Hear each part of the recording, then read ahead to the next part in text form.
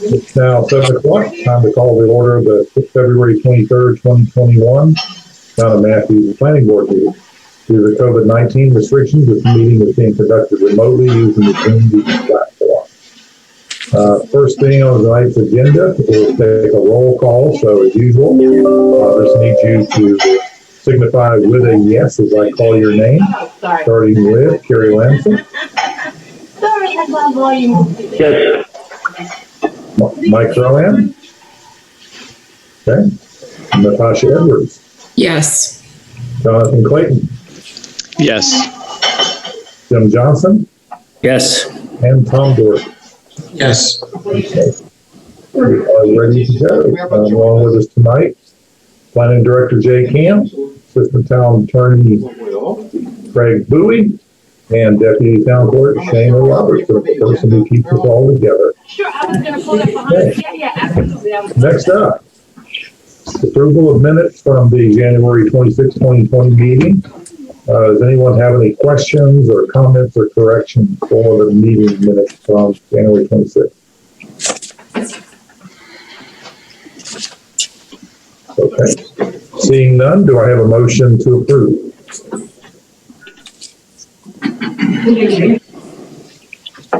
Tom, now you're on mute. There we go. I was on mute, but I moved to approve. Okay. I'll second. We have a second from Natasha and a recommendation from Tom. So we'll do a roll call vote once again, starting with Natasha Edwards. Yes, sir. Approve. Tom Dorsey. Approve. Jonathan Clayton. Approve. Jim Johnson. Approve. Carrie Lamson. Approve. Now we'll call Mike Rowan. Also approved. So minutes are approved 6-0. Move on to the next. Introduction of our new youth voices. This is something that we haven't had in quite some time, and I know I'm looking forward to it. I think everybody else is. Jay, did you want to introduce them, or would you like me to introduce them? I'll let you go ahead, Mr. Chair. Okay. First of all, I need to apologize to Miranda. Is it Prayog or Prayog? No, you got it. You got it. All right. Well, I really hate to mess up somebody's name, so I'm glad I got that right the first time. But I'd like to officially welcome Miranda and Prayog to the Youth Voice team, and also apologize to you for missing the fairly important interview due to some other issues, but I do apologize for that. And I'm glad you're here with us tonight. And I see Mike Rowan. Okay, good evening. Good evening. Okay. Miranda and Prayog, we really appreciate you taking on this responsibility and taking the time. We've had this program. I've been on the planning board. I think this is my 5th year, and we've had a youth voice program for most of that time. We didn't really have anybody involved over the last year, but we're glad to have you back. If I could actually have each of you just to take a couple minutes for all the board members to get to know you a bit. It doesn't have to be very long, but starting with Miranda, if you could tell us where you're going to school and basically what you would like to get out of the Youth Voice program. Hi, I'm Miranda. I go to Providence. I'm a sophomore, and this is just a really good experience, and I really like math and design, so I'm hoping that I learn something from this, and I'm a hard worker, so I hope that can pay off. So, yeah. Thanks, Miranda. Prayog? Hi, I'm Prayog. I go to Butler High School and I'm a junior. And I also like math. And I just want to get to know a little bit about how the board works and try to help out where I work. Well, this is a great opportunity for both of you to learn more about the town and get word spread around about you and your abilities. We'll be asking you to work on a project of your determination during the year, and that is pretty wide open. We can certainly provide you some guidance and some resources once you make a determination of which direction you want your project to go. But we're really looking forward to that piece because you can learn so much. And if working within the town, whether it be the town of Matthews or eventually some other town or city, I think you're going to learn a whole lot about how a town does run, town should run, and all of the needs really of a town that are provided by the town itself, as well as all the many different things that are provided by the people who live in the town. And Matthews is such a great place for that. So much volunteerism in this town. And that's one of the many, many things that makes this a great place to live. I've lived here 25 years, and we have no intention of ever going anywhere else. And I'll just add to that, as we have our discussions this evening, I understand this is your first time attending a meeting, so you may just want to sit back and kind of listen and take it all in. But please feel free to participate in the conversation. You're not a voting member of the planning board, but you can certainly participate and provide feedback to applicants when we have zoning cases come before us. So you're definitely a part of this board for the next year. So we're looking forward to working with you both. That's awesome. Yeah, and I would just like to add to that. I think, Miranda and Priyag both really impressed us with, we asked them questions about what's important to them, what they think, what they love about Matthews, and what they think could be better. And they're both very vocal about on both sides. So I think we have a great opportunity to hear more from our youth voice. And I think they're both very capable and great addition to our board. So I'm excited to hear from you guys. Yeah, I understand if you want to take the first day easy, but it'll be. I think we're all excited to have that voice back on the board. We look forward to your attendance at our board meetings. We look forward to your input. The planning board members typically also attend the first town council meeting each month. This is not a requirement for you. But at any time, town council meets the second and fourth Monday of each month. The second Monday of each month is usually the planning and zoning meeting, where a lot of decisions are made. So please feel free at any time to attend those meetings through Zoom, just like you're attending right now.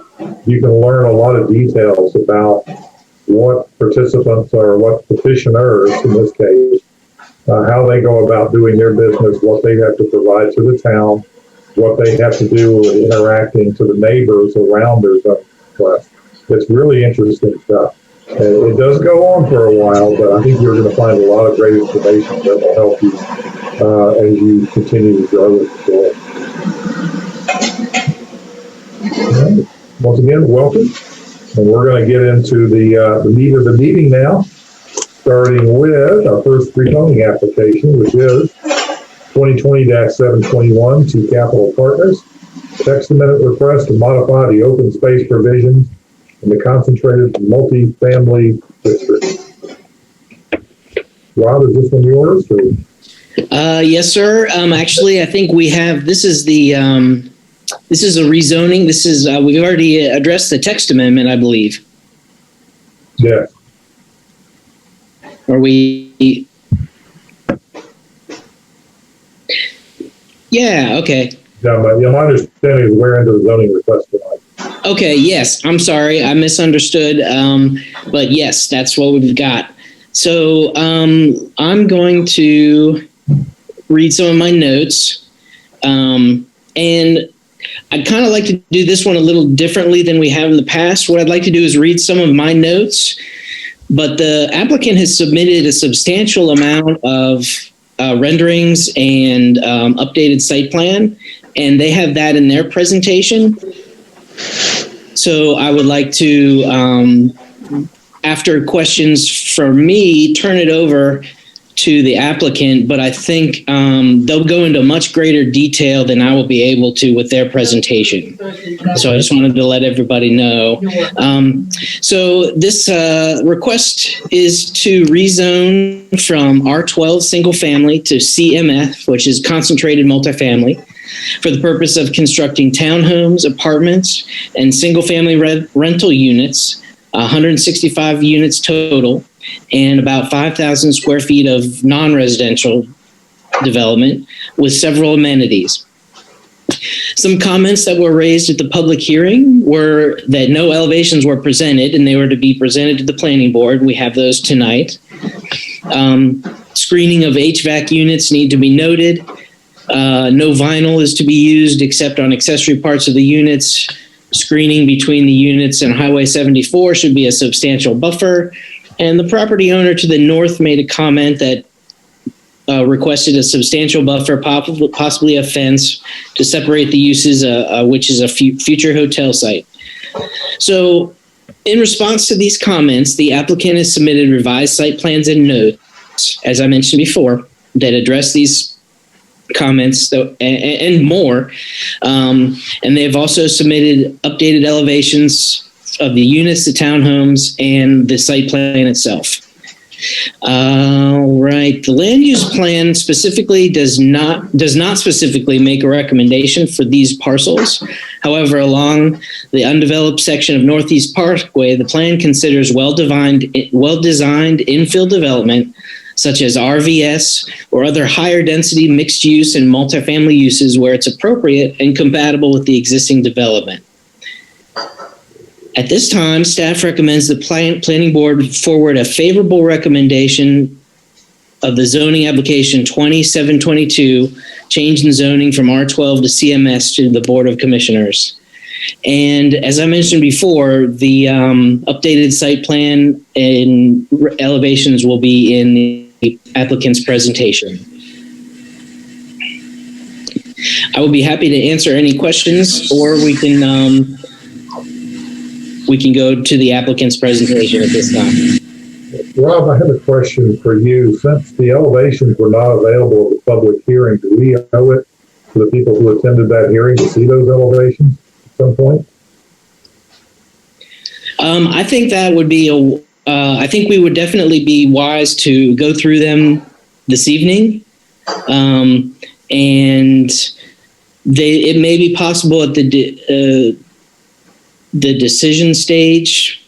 Typically, we don't have a presentation for the applicant when at the decision stage, but I think that would be appropriate at that time. The public hearing is closed, so we would have to re-advertise and open a new one. A question for Mr. Bowie: is this something we should consider? Are there any legal ramifications? I mean, you can or cannot. I mean, they're making it part of the plan, right? Right. Yes, sir. If they're making it part of the plan, y'all are free to look at it. So there's no legal requirement for the public hearing be reopened. That would be up to us to decide. No, there's no requirement for us to do that. Okay. That answers my question. Okay.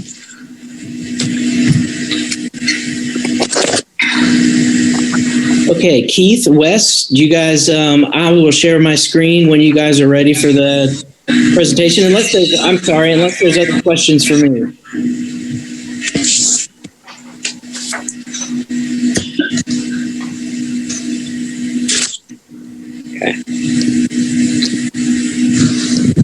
Good evening, Chairman Foster, members of the Planning Board. Keith McVeigh with Ben Allen. Thank you for your time this evening.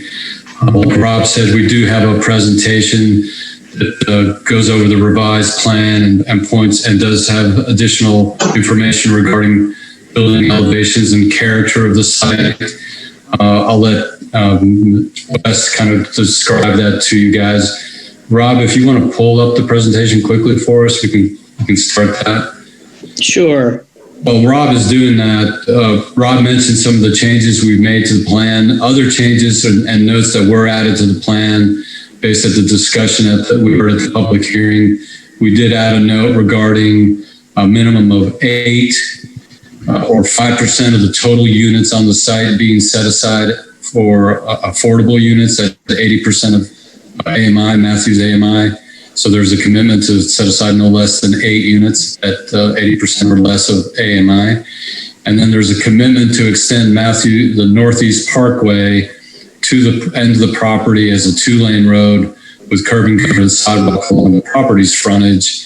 And then also provide for a period of up to 7 years, up to $200,000 to the town put that in an escrow account to the town or NCDOT, so that money can be used to complete the extension of Northeast Parkway to where the Bainbridge development has terminated, or any other part of Northeast Parkway that the town and the NCDOT would like to use the funds toward. So just wanted to make those additional, mention that those additional commitments from the petitioner. And again, thank you again this evening. I'm going to turn it over to Wes, maybe to run quickly through the presentation. We'll be glad to answer questions. Wes? Yeah, I appreciate everybody's time tonight and your continued interest in our proposed project. Before we sort of run through the presentation, I think Rob mentioned a couple of the comments. And when we get to the Q&A, to the degree I don't specifically address them, we can sort of talk through what we propose as it relates to additional language in the development standards around screening HVAC, clarifying the use of vinyl for accessories, some things that we did to enhance the buffer in Highway 74. And then Rob, Jay, I don't even know that I've talked to y'all, but I did talk to the Patels, who is the neighbor to the north of us, about their comment regarding the fence. And they actually clarified that they just wanted it. They wanted to make sure that the town understood that when they came through with their plan, if they felt necessary to build a wall, they didn't want that to be an objectionable thing, and so they didn't really have any desire or need for us to construct one now. So we can get to all that later. Maybe just go ahead and start with the presentation. We'll try to run through this. I know we've talked a lot about this a few times, and so I won't belabor some of this, but I just wanted to hit some of the highlights and then really get to sort of the meat of the new plan and what we're trying to accomplish. You're pretty excited about it. So. Y'all probably are tired of hearing me talk about ourselves, but we are a regional developer based in Atlanta. We really focus on high quality master plan rental communities. And I think as we just get thumb through the next couple slides, a few seconds at each one, just to hit on sort of some of our previous projects. Next page, please.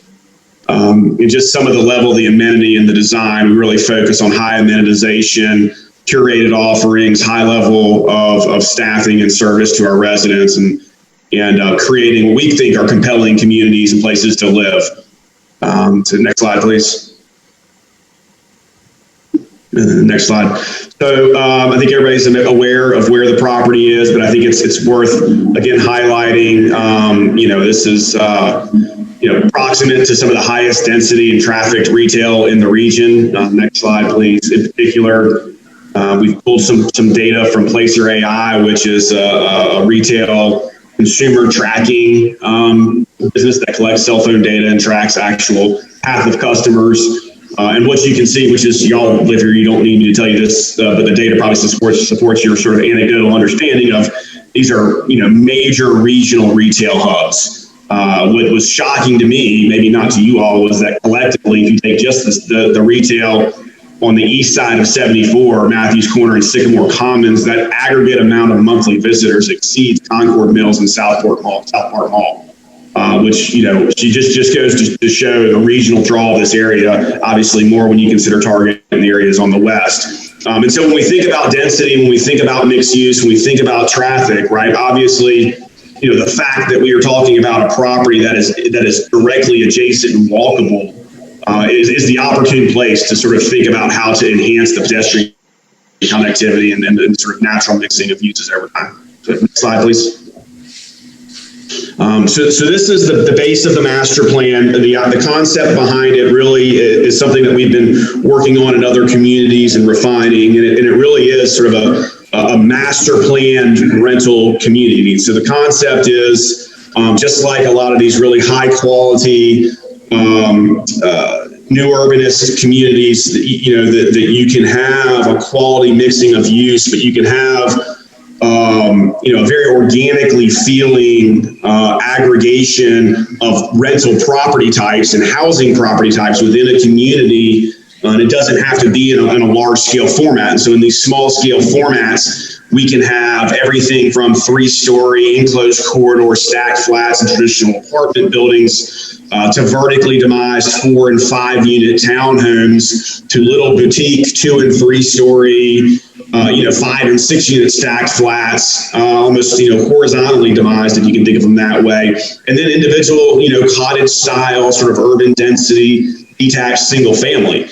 And that's really the basis of this design. And what you're able to do is to create some common greenways and some common pedestrian features that creates a really compelling built environment.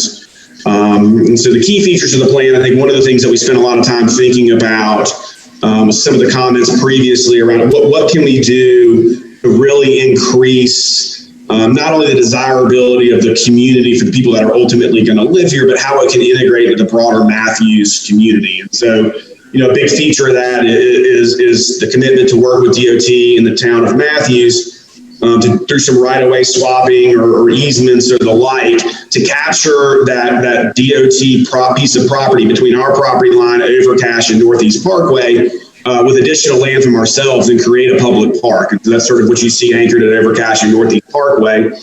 And then as Keith mentioned, to extend Northeast Parkway down to our second entrance and then try to provide additional resources to facilitate the town and the NCDOT to try to make that final 500-foot connection. It may not be in its fully built condition, but to try to provide some commitment to further that and further the benefits to the community. And so, anchored around that community park is some retail. And so we're sort of envisioning, restaurants, ice cream, pizza, really sort of neighborhood retail, maybe some light commercial, a person that lives in the area that needs a commercial storefront for some commercial purpose. And then really what you see is sort of a transitioning between a decidedly more kind of urban commercial area versus a decidedly more residential area. If you think about sort of, page right, page left.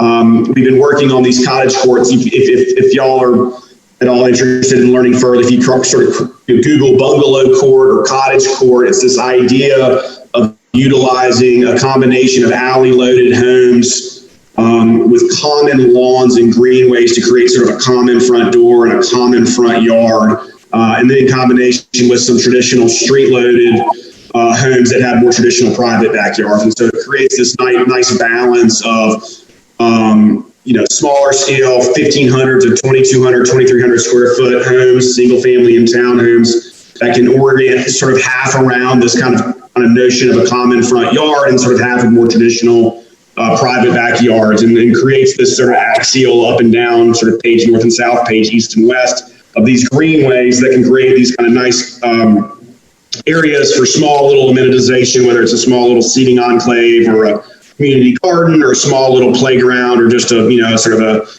a covered pavilion and some sort of casual seating. So the plan itself right now, as you can see, shows about 95 flats, about 28 townhomes in various buildings, so sort of 4 to 5 units per building, and then 42 fully detached single family homes and sort of a mix of alley loaded versus street loaded. And then you can sort of see the additional sort of surface parking. So what this really does a great job of is obviously when you can garage park in the townhomes and single family, a significant amount of your units, the design doesn't feel awash in surface parking. So it gives you the opportunity to create a lot more greenways, but even when we've got sort of asphalt, it's more roads and broken up by interstitial buildings of varying size. And the other thing this allows us to do is really focus on the quality of sort of the pedestrian and the pedestrian connectivity and the greenway, and utilize varying levels of architecture and building styles to create the appearance of what would be sort of an organically evolved community, even though it might be built sort of all at the same time. So go to the next slide. We've got some more images that'll sort of help understand this. This is just the overall site development plan so that you can see the actual Northeast Parkway road work that we're sort of contemplating.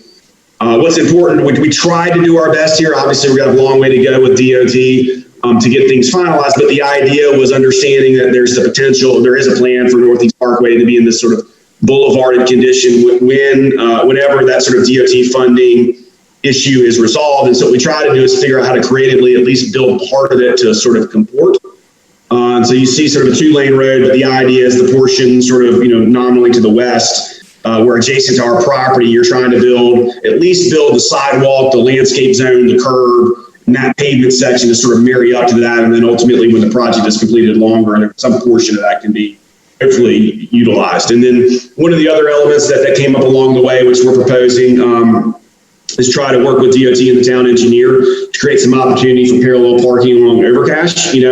as we try to encourage the pedestrian connectivity and try to encourage the viability of the retail that we're constructing, utilizing that overcast road, which really only services our property and the two properties to the north of us, seems a good opportunity to try to create some parallel parking just to increase, again, sort of the activity of the area.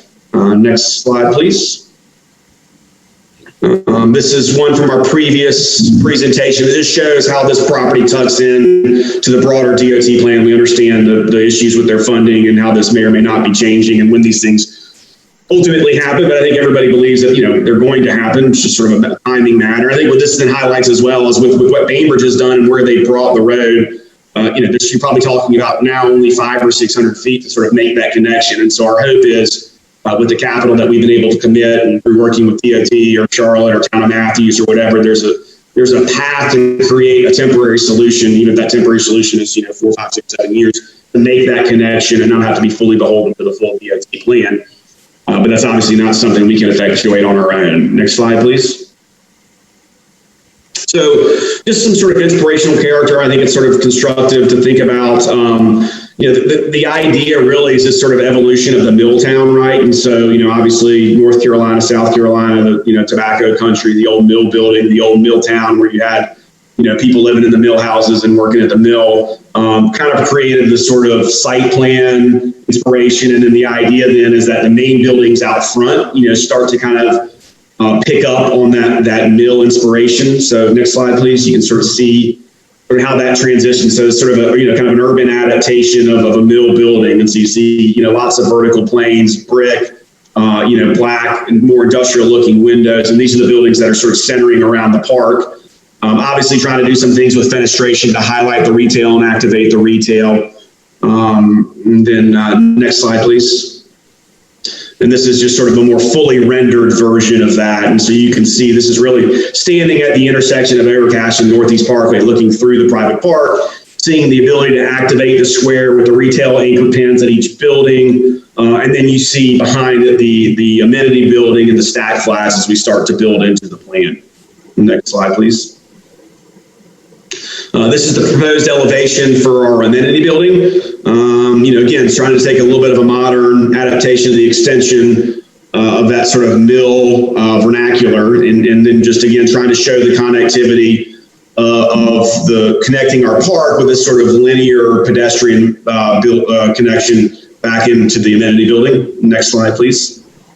So from there, you kind of get into sort of the more residential area. And I think the interesting thing about these plans, and when you focus on the greenway, is you can do, I think, a varying degree of architectural styles in these smaller cottage court, sort of urban cottage style homes that can complement nicely, with the concept of sort of an adaptive reuse urban adaptation of a mill. And so these are, again, more residential in scale. Pulling from sort of traditional vernacular to craftsman, or even maybe some, modern farmhouse, but focusing on, a combination of, again, sort of, traditional garage, front-loaded garage, private backyards with some of these other ones, which befit more this sort of notion of the kind of common front yard. So the next slide, please. And then you sort of see how that works. This is looking up the main sort of east plan, left, right, plan, east, west, common greenway. And so you see these homes that'll be, 1-story, 2-story, but really enhancing this concept of the front yard, the old neighborhood, this kind of notion of the common yard with common front porches. And then these sort of, ability to have these kind of pocket little amenities that can connect and link everything together. And so you see the amenity building behind it. Next slide, please. Then same thing, this is sort of just dropping in about halfway and looking at sort of, how do we extend our pool and our community pool and sort of some outdoor community elements as we start to pivot. This is sort of the intersection of the two greenways. And so as you see, you can start to kind of get a sense of perhaps maybe like a private garden or sort of, community garden over on the left and some playground elements on the right or some of the like. Next slide, please. So just again, sort of a kind of a key plan, sort of showing some of the different things that we can do. This is this ability just to create this nice little series of systematic outdoor elements linked together that sort of can draw people together into common areas. Next slide, please. Again, same thing, just sort of looking at, you're kind of at the intersection of these small little areas where we can create these kind of neat little, private playgrounds or sort of neat community gardens, and obviously the pool that gets tied into the amenity center. Next slide, please. This is one of the pocket parks, or sort of, you can think about when we're looking back at the plan, the sort of page north and south, up and down the linear greenway that goes up and down and intersects, where you'd have these sort of 8 to 10 homes anchored around this sort of community front yard. And so we've ideas of being able to put like a small little cabana out there, or some some cornhole or bocce or something like that, where people can kind of come and gather, and then offset with these porches that can kind of connect and commute everybody. Next slide, please. Same thing, just you can sort of see this would be the other end of this, sort of you've got the community garden behind you and the pool ultimately. But again, just these nice little pocket areas, private little, small little arbor, some outdoor seating, and then somebody's home behind that. Next slide, please. So just some more tactical things as we think about elevations, building materials, key features. These are just sort of the main elevations elevated, and so the idea is that on the main building down below, again, really trying to pull in the elements of an old mill style building, trying to create some sort of a more modern adaptation of that, but it's trying to stay true to that, highlighting the retail on the left with enhanced storefront where we've got balconies, trying to have those feel like sort of appendages that have been added on over time, not designed into the building, because the mill building sort of wouldn't have had that. And so trying to really be thoughtful and thinking about that, and then just utilizing, masonry and just some color palettes, black windows, et cetera. And then the same thing on the clubhouse elevation up above, very simple, clean lines, but trying to create what's an interesting, we think is sort of a compelling modern adaptation of that traditional mill structure. Next slide, please.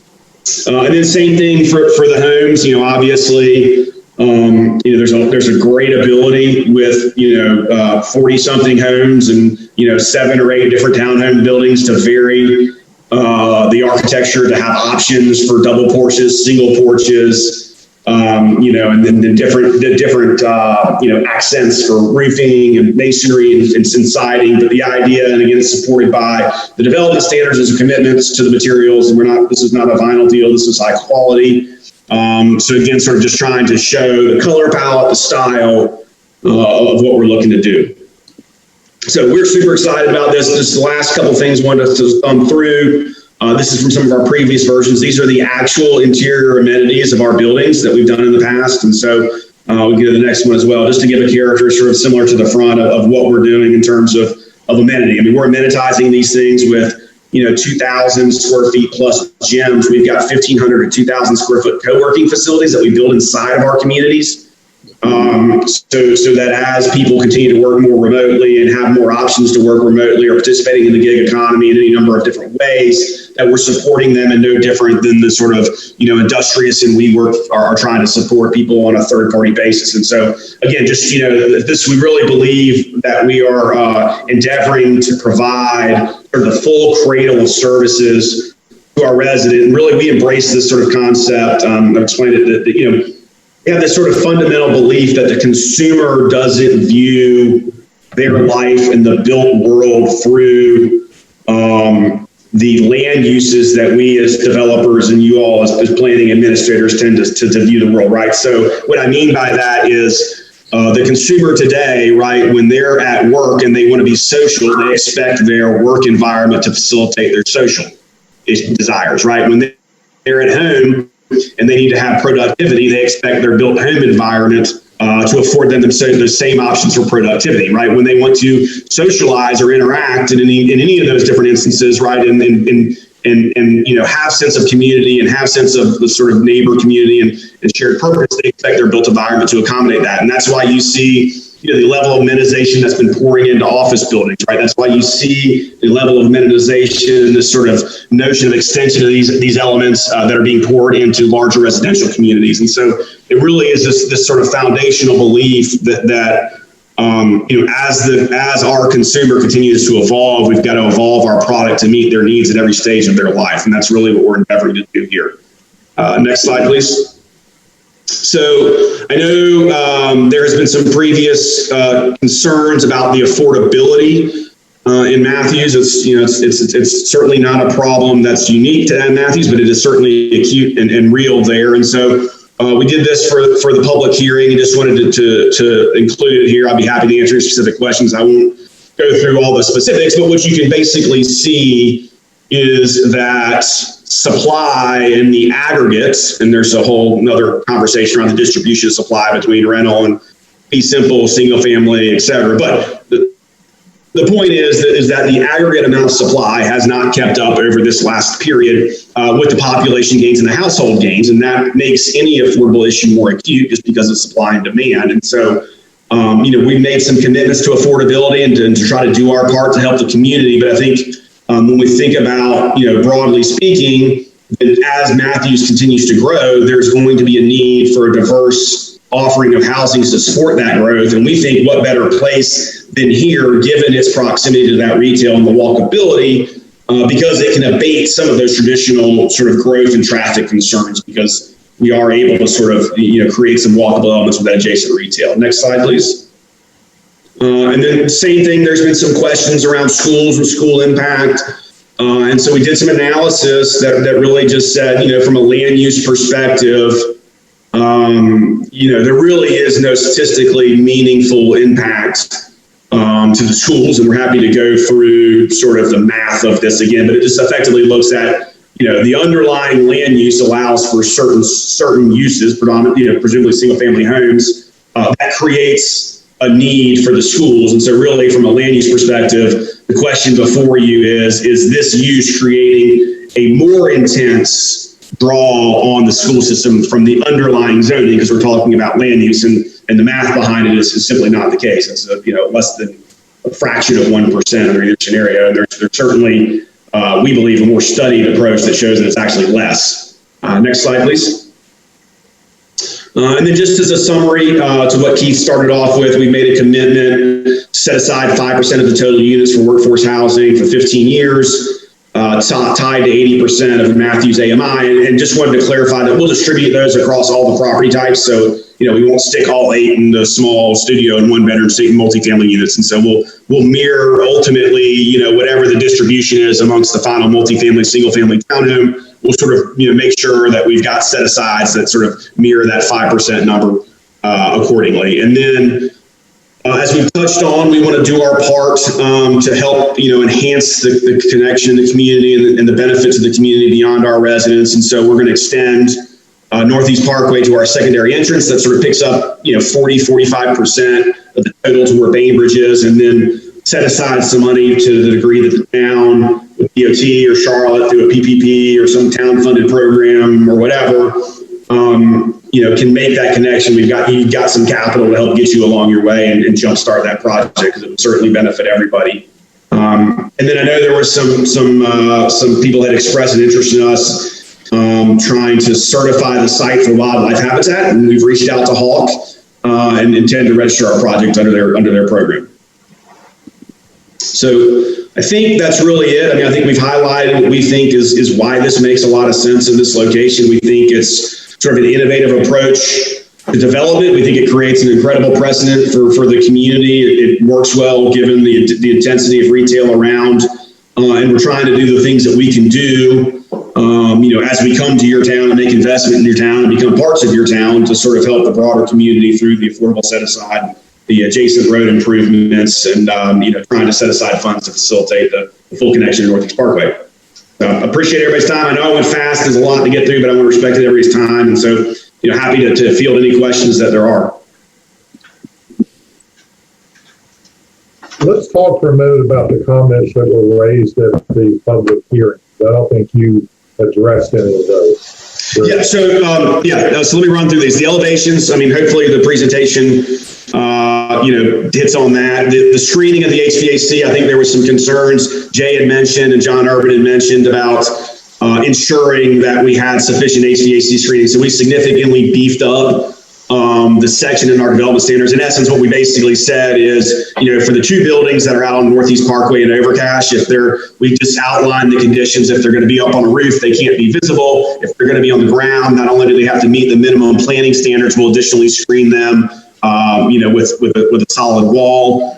On the single family and the townhomes, we've got the ability with those to put them in side yards. And so first and foremost, we'll put them in side yards and do the additional plantings around them, prevent that. We just clarified that, there's no vinyl with the exception of, vinyl accessories, soffits, railings, and traditional vinyl windows. We're not trying to do vinyl siding anywhere. So we clarified that commitment. On the Highway 74 buffer, we provided a couple options. We really, until we get further into grading, it's not perfectly clear what the best solution is going to be, because there's preserved buffer right there that we don't want to impact. There's the stormwater in a certain portion that we don't want to impact. The area gets tight as it starts to taper. And so we said, look, we'll do one of three things or some combination of these three things as we get the plan finalized. We'll have some sort of solid partition, wood fence, solid fence. We can build a berm, and or we'll, plant additional evergreens, whether it's like, magnolias or evergreen shrubs. And the sort of, that provides sort of permanent vegetative cover and enhancement to that existing non-disturbed buffer. I think we put every 15 feet or so. And so just trying to outline some very tactical and specific things that we're going to do in that buffer. But as we get into engineering and we get into planning, that we've got some tools that everybody's available to us. And the last one was the neighbor to the north. Mentioned he had raised a concern about wanting to build a wall to separate his forthcoming hotel from our property. I reached back out to him and clarified that their intent was just to make sure that the town was okay, that if ultimately when they came through and built their hotel plan, if they felt the need to create a privacy wall, that would be available to them. So I think, Rob, those were the comments. I don't think I missed anything, but if I did, certainly please let me know. Those were the comments that I had on record.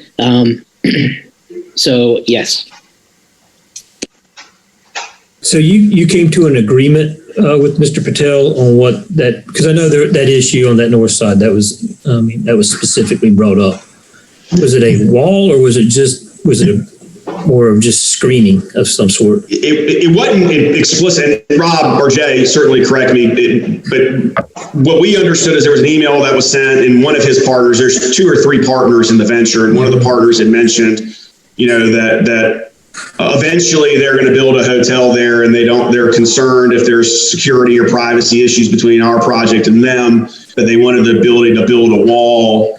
I've then subsequently reached out to Aniket Patel, who's the contact that we have, and he mentioned that they just wanted it to be of record that when they're, because they still have to come back and get their property zoned and get the use approved and go through this whole process, that if there was some concern in the future, they wanted it raised so that, if they came back later, that there wasn't a concern from somebody about building a wall. It really wasn't perfectly clear, to be honest, but it didn't, there wasn't a specific ask of us to build a wall or screening or enhancing anything. And I told them when we talked about it that, the town may have concerns because a bulk of the undisturbed buffers that we have are right there, and carrying those out to build berms or walls is antithetical to the goal of the undisturbed buffer.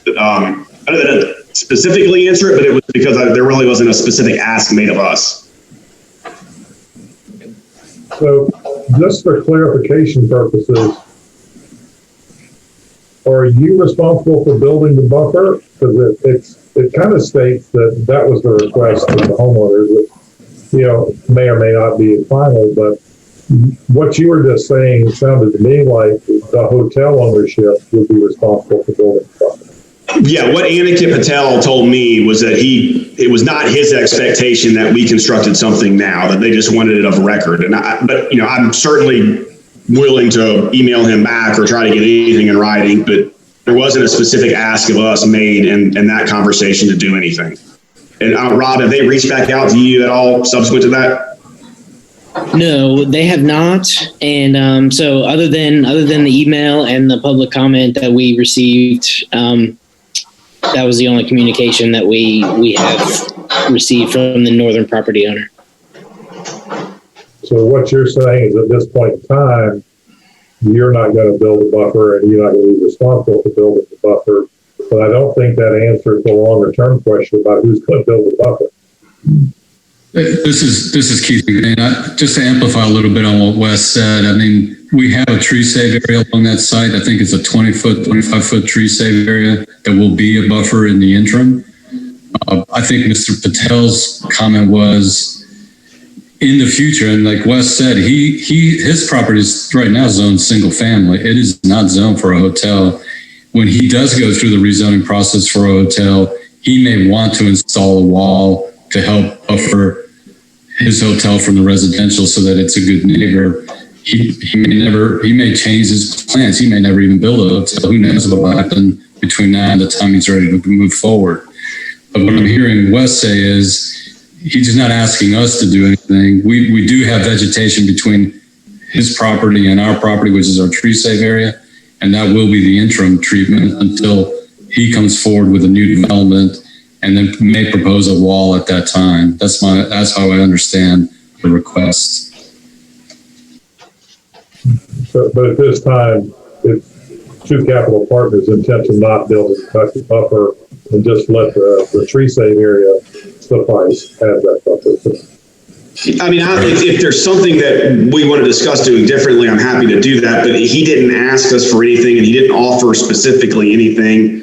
I mean, we can put some, if we want to enhance the buffer, like we talked about doing at 74, through, some extra plantings every 10 or 15 feet or something to that effect, if that helps people or helps alleviate that concern. But I specifically asked him, I was like, do you want us to do anything? And he said, no.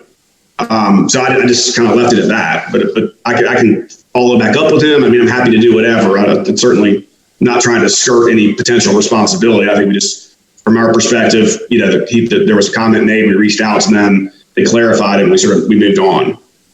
Okay. So you're definitely committed to building the buffer along 74, type and size to be determined. Yes, sir. Okay. Tom?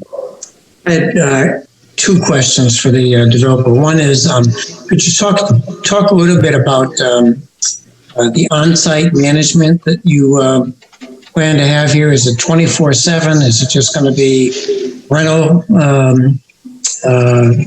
representatives, or is it going to be maintenance? So that's question number one. And then number two, if you could talk a little bit more about the park. Obviously, it's shown as public park, but it's a private park open to the public. Are there what types of restrictions or hours or management do you anticipate around the use of that park? Yeah, all right. So let me hit the last one first. We had talked to Jay and Rob about we're happy to dedicate it to you all. And I think some of the feedback was, look, we got, budget issues like everybody and concerns with maintaining what we've got. And so our preference would be for it to remain privately owned and just it's open to full access to the public. We would certainly, instill, good restrictions in practice like you all would with other parks and probably during daylight hours or subject to, private events and stuff like that. But it would be just an open, passive park for everybody's benefit. I mean, we're going to try hard to activate it and fold it into the second part of your question, which is, we provide a high level of service to our customers. So we'll have on-site property management, on-site maintenance. We do on-site trash collection ourselves. So we require our our residents to subscribe to a program called Valley Trash. And so we provide them trash cans to come collect the trash every day and take it to our place of refusal. And so it's highly amenitized. And what I mean by highly amenitized is not only built amenity, but service amenity. So, we invest a significant amount of money in a system called Parcel Pending, which is a tech-enabled package locker system. So instead of having UPS, FedEx, the Amazon guy dropping packages at everybody's house or through the corridors and strewn about, we require them to come to a central facility and utilize a technology program through Parcel Pending to put everybody's package in a secure locker, then text the residents a unique code and a locker number that they come in at their leisure and retrieve their package. And so part of that will be the park and maintaining the park. And certainly my goal and hope is that we can use that opportunity to activate community events, concerts and, food truck days and, maybe, just farmers markets, that kind of stuff. I mean, that's really gets to the root of what our customer wants, right? Our customer wants sort of a fully amenitized and provided lifestyle. And so, in a community like this, we'll probably have 2 full-time management, 1 full-time supervisor, maybe 1.5, 2, just start depending on the caseload and the workload. But it'll be a robust support service. And we don't have 24/7. They work normal hours like everybody else, but we utilize technology for off-hour calls and interaction with our residents. Thanks. Jerry? Thanks, Mike. Just a couple of questions. Looking at the general specifications in the drawing where some of the notes were placed, the paragraph that you added, and I'm glad to see it, that you added about workforce housing and the fact that you're going to set aside 5% of these units. How will you determine the market rental for those units? We are going to rely on the affordability matrix. The town of Matthews doesn't have, as best I'm aware, an affordability program that outlines AMI and household size and unit size. And so what we'll do, we'll have to work probably with Rob or Jay or somebody at the staff, is to sort of pull from adjacent communities and maybe try to leverage some of their programs. But the intent is that people that are making 80% of the area median income will be able to afford the units based on their household size and the affordability ratios that, whether it's Mecklenburg County or other adjacent municipalities are trying to use. So there's typically like a little schedule that'll say if you're a 2-bedroom house, 3-bedroom house, 4-bedroom house, and you make X, AY, then you're deemed affordability under that provision. It sort of stipulates it. That's not a very direct answer because there's not a direct program. Actually, what I was going to suggest is that you use the HUD fair market rate schedules that go by zip code, and you use the HUD affordable income schedules that are published annually. They're available for the 28105 zip code, which is the one that this is in. They're maintained, they're accurate, and they state both a fair market rate based on an income size of the units, as well as it provides area median income, and then the various categories of that, including those would be on that. So just often there is station, it's available, it's published annually. It should suffice for this process, and if you're agreeable to that after you review it, I'd like to see that in the words of these notes to some extent, rather than simply that we'll figure this out.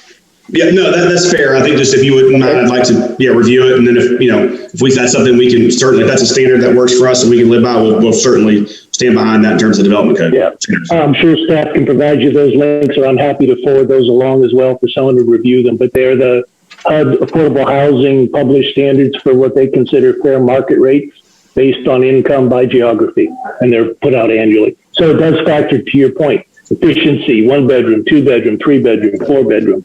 Household size, individual through, whatever. So that it should be a good starting point. No, that's fantastic. I appreciate that. Sure. Second question I have just is 15 years. Is that, is that hard and fast? What happens after 15 years? Why not 20 years or 30? Why not something that says 5-year increments after that? I would like to have seen it go a little longer, simply because we expect this to be an investment that'll be with us for the next 50 years. I hate to see us lose even 8 units in some window of time. But again, that's a consideration. It's not a request. Okay, just a comment. The other thing on the notes, there's a section in the notes that referred to the escrow that you mentioned of $200,000. And when I read that, it's actually under item 4, transportation improvements. And it's under the proposed investments, Roman numeral 1, but that paragraph C, it starts by talking about the $200,000 for a minimum of 7 years. And that confused the heck out of me because it's a maximum of 7 years. So I just want to make sure we're clear that it's a maximum, and I would suggest that get modified because the wording below it does make sense. It says that in the event that that we get this done in prior to that time, or it doesn't happen in that window, that the funds are returned. Yeah, absolutely. We'll make that clear. We'll make that edit. Okay, just a couple of other quick things. Number one, this is a beautiful presentation. It's a great composite, but these are not elevations that show front, back, and side elevations of any of the properties. We're typically used to seeing those things, and I would caution that you're going to need those to get through the Board of Commissioners. They should have been available to us. That's what we talk about when we think of elevation approvals for plans. Do you have any of that work planned before you go back to the board? What's that thinking, and what's the status of that level of detail? We are working on it. I think that we are, trying to be thoughtful in the production of our plan. Obviously, this is a little bit of a non-standard community in that we've got so many different building types and so many different variations. And I mean, I'm sure y'all can appreciate, there's going to be a decent amount of research that goes into ultimately the distribution of unit types, sizes based on that location and what the different components are. And so what we tried to do was rely more on development standard, key materials, vernacular that we needed to live within, to the degree that we need to advance 14 or 15 different actual building types with four-sided elevations. I mean, we're effectively fully designing the project prior to having the underlying land use approved. And I can respect the desire to know what we're getting, but I guess that is sort of where we are today, and happy to sort of discuss further how we get where we need to be. Well, and I'm asking that question simply from the planning perspective that says I would suggest you discuss that with staff when we get off of this call, if not continue this process. We just got done going through rezoning classification requests for an independent living facility that had to be designed 8 times before it got approval. So I'll caution that we're not used to, I mean, again, the flyover views, this is great from a conceptual standpoint, but it's not what may be expected of you to get approval from the board level. And I mentioned even just the single family structures. Yes, the material discussions are helpful, but I would suggest there'll be commissioners, including some of us here, I would imagine, that would have expected to have seen front, back elevations, side elevations, etc., not just the color palette in some of the sample material. So again, I'm just putting it out. I don't know, Mike, how we approve or recommend something at this level of detail. That'll be a conversation we should have in a minute. I just have one more question, if I may, for the petitioner. Floor plans for all of the various layouts, ADA compliance on any of the numbers of units, layout structures, numbers of bedrooms, single family versus townhouse versus flats. Do you have any of that information available? I'll make sure I understand specifically the question. The question is, within each product type, so the multifamily, the townhome, the single family, do we have fully developed floor plans? Give us some indication of size of each of the units, numbers of bedrooms. Yes, floor plan models for the dwelling properties, the 42 single family. Has any of that information been put together as yet? No, I mean, we've got previous floor plans and we've got proposed unit mixes at this stage, but again, I mean, I hope you can appreciate from our perspective, there's a tremendous amount of research beyond just sort of unit plans, project to project, area to area, in terms of where the market is for demand of certain assets, where demographic growth is trending. And those change project to project as consumer insights and behaviors and trends change. And so we tried really hard to be thoughtful about the product we're creating and to have that be a reflection of the actual community we're building. And so it's not, like some other groups that have, hey, here are the 5 homes that we build and this is what we're going to build and we'll gussy up the exterior, but we've already got them off the shelf. I mean, these are much more custom applications. And in order to do that, it's hard to do that before the underlying entitlements are in place to support the use that's contemplated.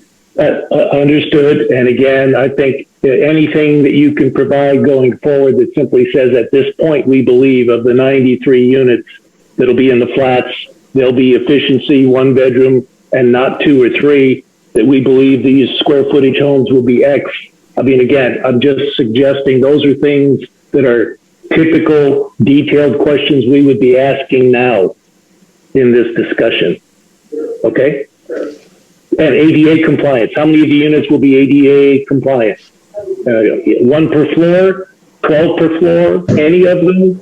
Those design elements, as well as whether you allow the amenities for disabled or handicapped individuals, including service animals. I mean, any of these types of things that would be part of what you put in a set of covenants for the development of the property and who you anticipate the tenants would be. Yeah, so, I can hit on a few things. It'll be fully designed compliant with all the ADA and fair housing requirements, which set aside a pre-prescribed minimum number of units for audible and accessible and Sure. adaptable units, inclusive of all the amenities. There's a significant amount of analysis and evaluation that goes into ensuring that we're full compliance with all of that.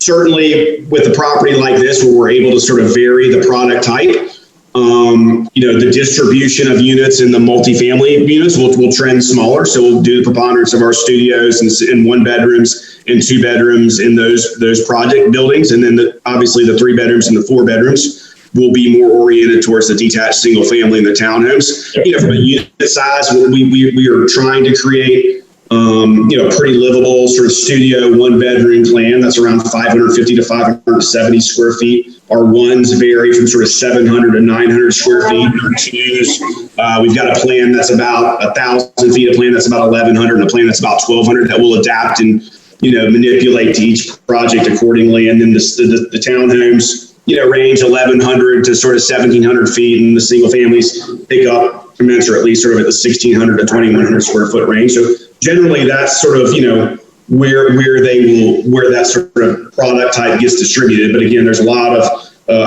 there's a tremendous amount of math and science and research that goes into that ultimate distribution. Understood. Thank you. I appreciate that. Absolutely. Tim, you had your hand up. Yeah, I had a couple of quick questions, but I did want to say, Wes, I think that I saw the first iteration of this project, and I really like this one quite a bit more. It looks like something unique and probably a real good project for Matthews, in my opinion. One quick question: do you have sidewalk connectivity when you do this back into 51, so that they can, have access, pedestrian access, all the way to those shops that we were talking about at Sycamore and that? Yeah, and so specifically, we are building the sidewalk landscape zone sort of at Overcourt Cache and Northeast Parkway, compliant with that sort of long-range NCDOT plan for Northeast Parkway. And so I forget the exact dimension, but I think it's an enhanced sidewalk. I don't know if it's 6 or 8 feet or something. And then there's a planning zone. And so the goal is, that we've got sidewalk connectivity through Overcache, and then you cross into Overcache. And I don't know off the top of my head, Jay or Rob, you may know where the sidewalks stop and start at the shopping center. I believe there's some there. That's kind of my question. I mean, if there's a gap there, are you going to probably make the investment to close that gap? If we can, yeah, we would certainly love to. It just gets down to, is that in DOT right away that where we can effectuate that, or is it another private landowner where we obviously can't go on somebody else's land and build sidewalks? Another quick question: is there any reason that, we're trying to approve a site plan where we're switching property with NCDOT and you, but you don't have access to that property yet? Is there a problem with us site plan wise with that decision? Can we do that right now, or what if they can't get that? What if DOT decided that was a bad idea for some reason? What would that do?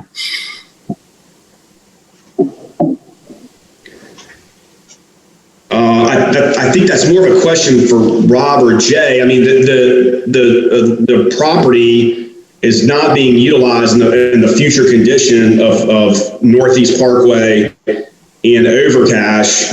We're certainly dedicating some right of way to them or the town to make the Northeast Parkway connection. So whether it's a swap or just the town requests that the DOT allow us to construct a public park on there.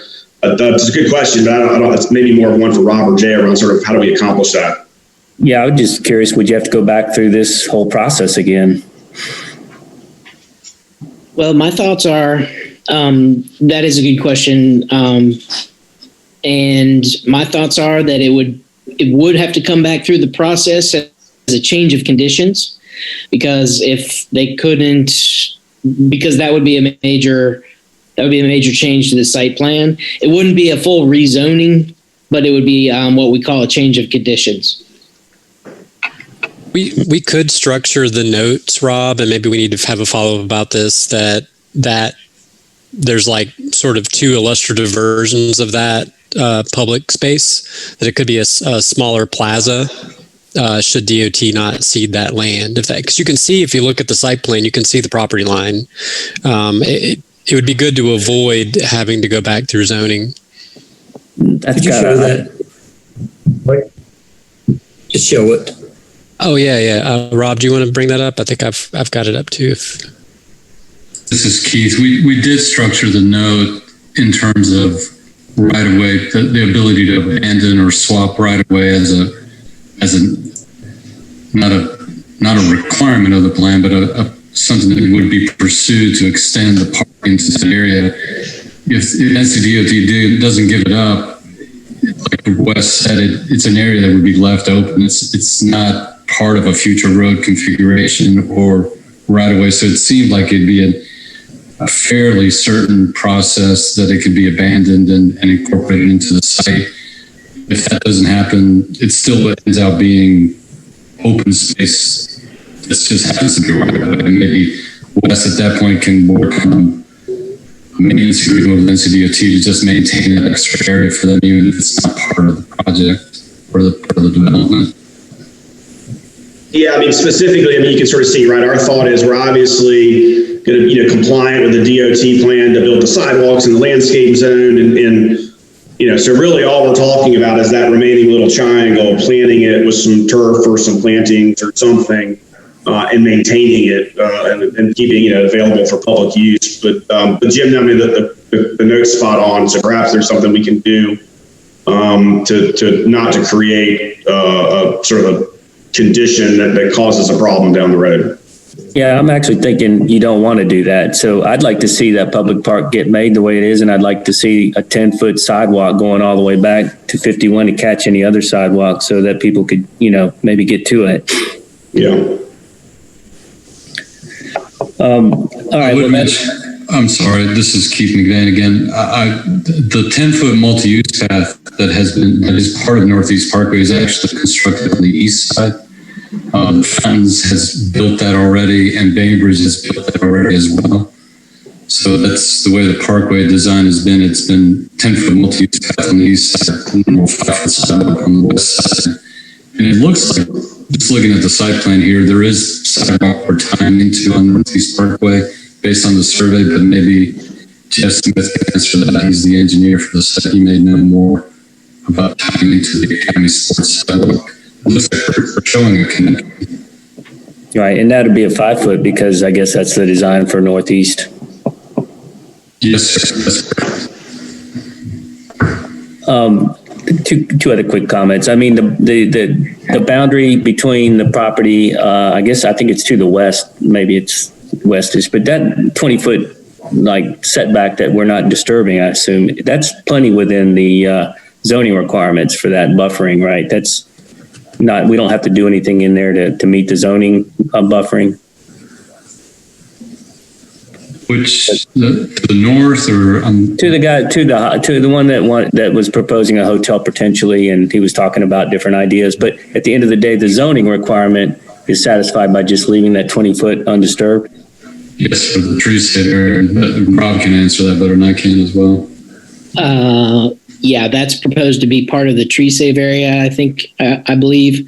And yeah, that is part of the zoning requirements.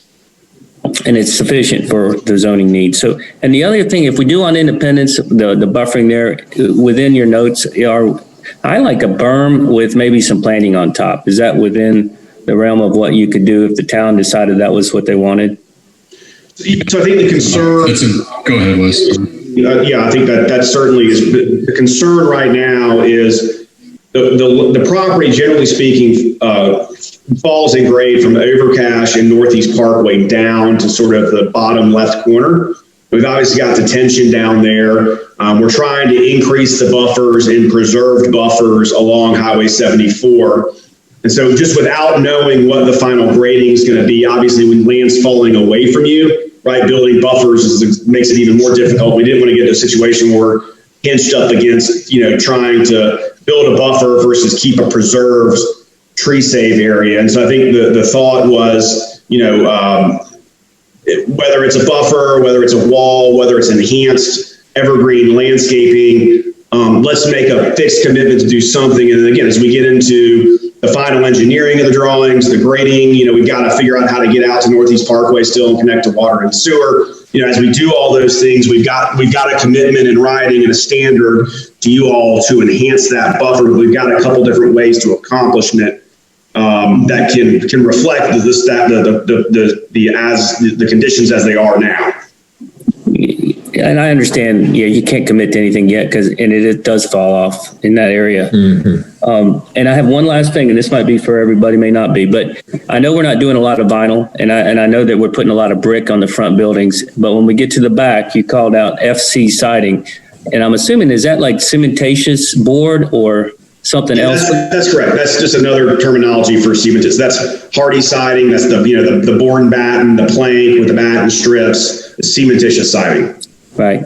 Just for and so most of the back buildings will be covered in that, I would imagine. Yeah, the bulk of that will be FC fiber cement, so cementitious. It'll be, and we'll, there's a whole host of things you can do in terms of colors and materials with vertical board and batten. The shake, the vertical siding, in different colors, and so we probably will have some masonry elements depending on the building and the location, but the bulk of it will be siding. Right. Yeah, I just was kind of pointing that out just because a lot of people might not know what that is. Yeah. Thank you. Are there any other questions for the applicant?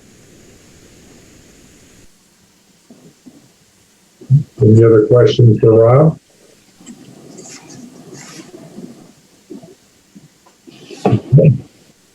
Gentlemen, thank you for the presentation. I'll start off with a comment before we start talking about a motion. First of all, conceptually, I love the project. I think it's, style-wise, design-wise, it's kind of a place that I would like to be. The downside to the project, and I agree with Kerry on this, and that's why I'm bringing it up, is I wish we would have had more information earlier. I'm sure that the board will wish to have had more information earlier. There's been a lot of progress made since 2 weeks ago, public hearing, but we still don't have everything, specifically like Kerry mentioned about four-sided elevations, because we don't really know what these, especially the houses, what they're going to look like. Some of what was presented to us were pencil drawings. And it's not a deal killer as far as I'm concerned, but it's just a comment that I felt like I needed to make, that we did need a little more information tonight that we received. And I also agree with Kerry that by the time it goes to the board, full board for a vote in a couple of weeks, you're going to need to have that information, because it's going to be asked of you if you don't present it.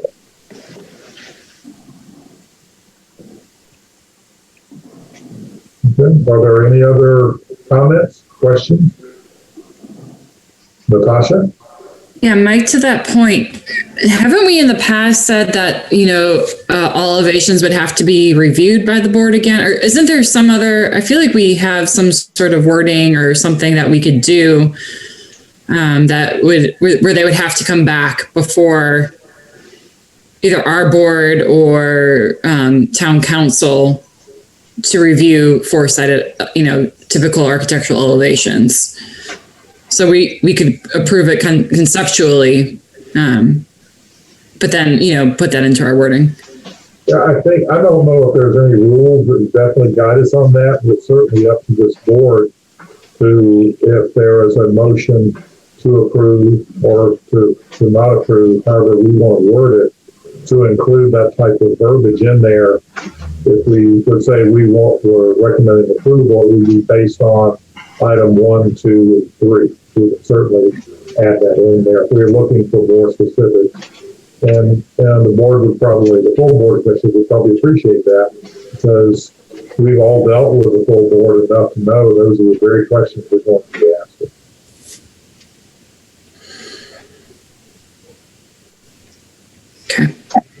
Yeah, hey, this is Wes. And I think that, that's not something that we would necessarily object to. I think everybody can understand that, we've got a long way to go between, ultimate land use and concept to fully develop plans. And the last thing in the world we want to do is slap something together quick that then creates a problem for everybody. It's not fully thought out. And candidly will affect, we want to put our best foot forward and come up with the best possible design we can. And so, if there's a way to move forward under some set of circumstances that outlines the broader, plan and goals and sort of general development standards, gets the land use in place, gives us then sort of the underlying land use and then we can move forward to the next level of engineering and architectural design and sort of, market analysis and all that. And that then we can come back with more fully developed elevations later.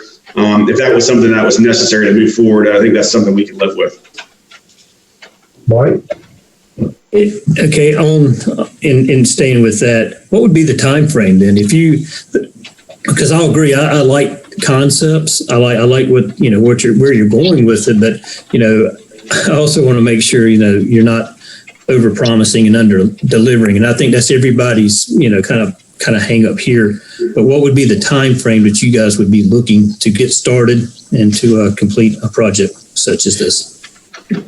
As fast as humanly possible. I know that's an evasive answer, but let's just sort of go through the practical steps, right? Once we have the land use in place, right, we can move forward with full engineering of the plans and grading and coordination with the adjacent utilities and DOT to get all that stuff in place, right? We'll commence with our full market analysis and further design and distribution of units. And then based on how we distribute all those individual units and unit mixes, that will then inform massing for certain places around the site. And so we'll spend time thinking about, we don't want to have 8 units that all sort of have the same mass sitting right next to each other. And so how do we mix all that up? And then once we do that, we'll come up with some proposed elevations. And obviously, I guess to presume something like this would have to be, pre-building permits. There'd be some interim stage, right, before we're committing to full structural, mechanical, electrical building plans that we would come back to y'all, call it a DD set, for lack of a better word. It probably takes, more than 2 months, certainly less than 4, somewhere probably in that range, depending on, the sort of a myriad of other factors that are somewhat outside of our control, Charlotte, water utility, DOT, the like. But I think that we will be moving as fast as humanly possible. I know our goal is to try to get something activated at the tail end of this year, to the degree humanly possible with permitting constraints. We will move as quick as we can. And I think our goal will be to give our team the time to get it properly designed so that we can put our best foot forward, but get it to you as quick as we can so that if there's an issue where I'm not drawing the buildings or having my team draw the buildings 2 or 3 times. Does that answer your question? Kind of. Somewhat. Yeah. The only comment I would have about this, typically when an applicant comes to us at this stage of the planning board hearing, it's pretty much a locked and loaded program. And I hope I'm not overstating this or exaggerating it, but in a way, it seems like what you're asking us to do, you've got a pretty good plan in place. However, you're asking us to recommend final approval of the project, and then at some point in the near future, you'll get back with us on some of the details. And typically, we don't get it that way. I don't know if I'm alone in feeling that, but typically, if there's a buffer, we know what the buffer is going to be, what it's made of. We have four-sided elevations for buildings. And there's not a lot left to the imagination here, but there is a little bit. And typically, we don't have to feel that we need to put kind of disclaimers and extra verbiage in a vote to either recommend or reject the recommendation for approval. I guess is what I'm trying to say. We normally don't have to put a lot of verbiage in there, additional verbiage, to try to get our point across. And maybe we don't try. I think we're going to find out in a few minutes.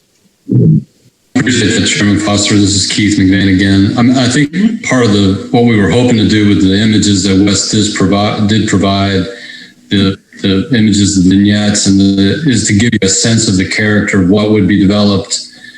And if Wes can move forward with that and then come back with the specific elevations, because there are so many different building types, unique building types, and number of different buildings, it's hard to just cut loose the architect and say, well, I've got 3 building types, let me have a building elevation 4-sided.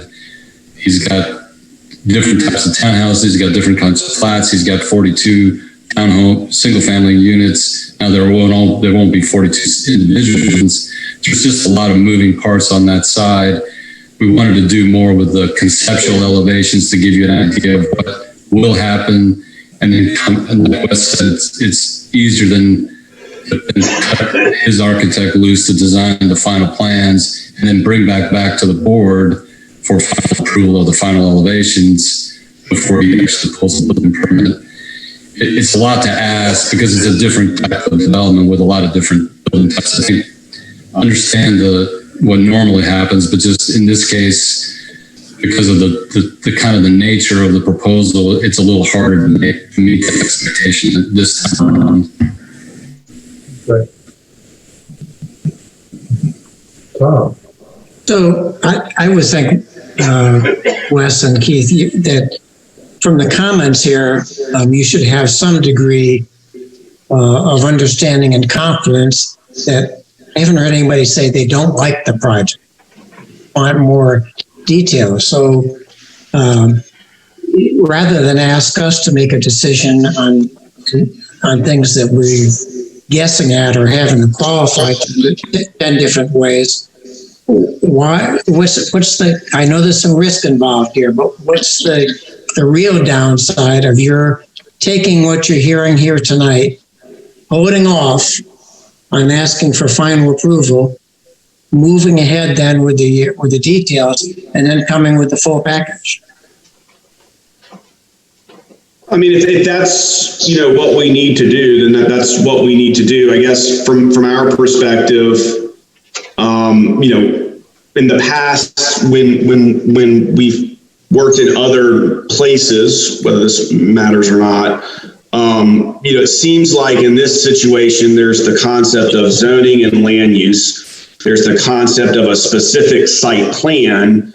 Then there's the concept of sort of architectural control and architectural governance over specific building aesthetics and approval. And so when we've worked in a lot of other places, what we tend to see is there's a lot of times where the site plan and the land use are combined together because they want to make sure that the interparcel connectivity, the open space, the buffers, the sidewalk connections, those type of building footprints, the communal network and is established and approved with the underlying use. But there's typically been an acknowledgement that in order to get the best quality design, that there can be a 2-step, and sometimes it's separate boards and sometimes it's not, where it is, okay, look, yeah, let's agree that the underlying land use makes sense. Let's agree that the underlying site plan makes sense. And then let's give the team time. I mean, you're not letting anybody off the hook. You're saying, hey, go do your work. We agree that this is what the site plan look like. The development standards need to be. Generally speaking, this is the architectural style and vernacular you need to work within. You still got to come back before you can get building permits or submit for building permits and get board approval on every building elevation. And so you can look at every detail and, to a much higher level of detail and a much higher level of confidence from your perspective and say, this is really what we're going to get. But it affords us the opportunity to divorce architectural building permit full design from underlying land use approval, if that makes any sense at all. And if the response is that's just not how we do it and you need to hit the pause button, then I think that's something we can certainly discuss. Yeah, I just wanted to add, so it's been typical in Matthews for decades for rezonings for the developer to come back to the board even after the zoning is completed for that final approval. I think Natasha spoke to that just a few minutes ago, so that's not unusual. Tonight, planning board's really only being asked to bless a concept that the zoning plan, and, the site plan and the illustrative drawings, yes, that's what we want, or no, we do not. By state statute, you all have to make that recommendation within 30 days of the public hearing. So the developer really can't hit the pause button right now and keep working on this. Like, that's the hand we've been dealt, that this thing moves through pretty quickly according to state statute. So I would also add that the architectural variety they have here, business as usual in Matthews used to be that an apartment developer had one building and they just replicated it 10 times on the site. And this project's quite frankly pretty complicated. I mean, the renderings they've done, or at least have given us a flavor for what they're planning to do, but I don't know how many different building typologies are going to be on this site, but it's probably going to set a record for any development in Matthews currently. So I think it makes a tremendous amount of sense just to have them go for that final approval before the board at some point prior to the issuance of their building permits. Real quick, Jay, I think that's solid guidance from someone who really knows the business. And Carrie? And again, I'll echo the same. We have done that type of thing previously. And I think to Wes's point, it's one, I don't have a problem with the site plan, but we did raise some questions about the right of way, the 200,000, how it's going to be used, what if in the park areas. So those are conditions that you've tried to address. We may need some more clarity on. That's the site plan. I don't have any problem whatsoever, given the conceptuals, of suggesting that we make some type of recommendation or denial on what we have, subject to them presenting acceptable elevations in detail, to the board prior to approval. I mean, we only get one bite of this apple. We don't get to revisit it. It's just, as Jay said, it's the way it is. Most of the comments I made were simply to try to help prepare for that next meeting, because it is an information, beyond the answers that we received, that we're going to have any extra access to. We don't get a second try. But we've done this in the past. We've recommended, or if we said recommend approval with certain conditions in our statement, that gives the board enough clarity on the areas and has provided a petitioner with some feedback that might help them get through in one pass without 2 or 3 deferrals at that level. I mean, you could face 2 or 3 deferrals, but the board can do that. We can't. Thanks, Gary. Okay, so based on our conversation, do we have a motion?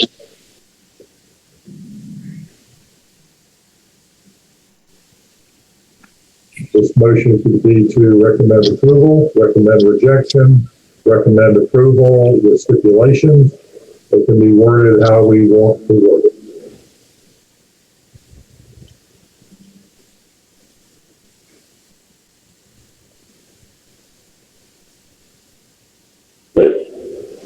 Jerry?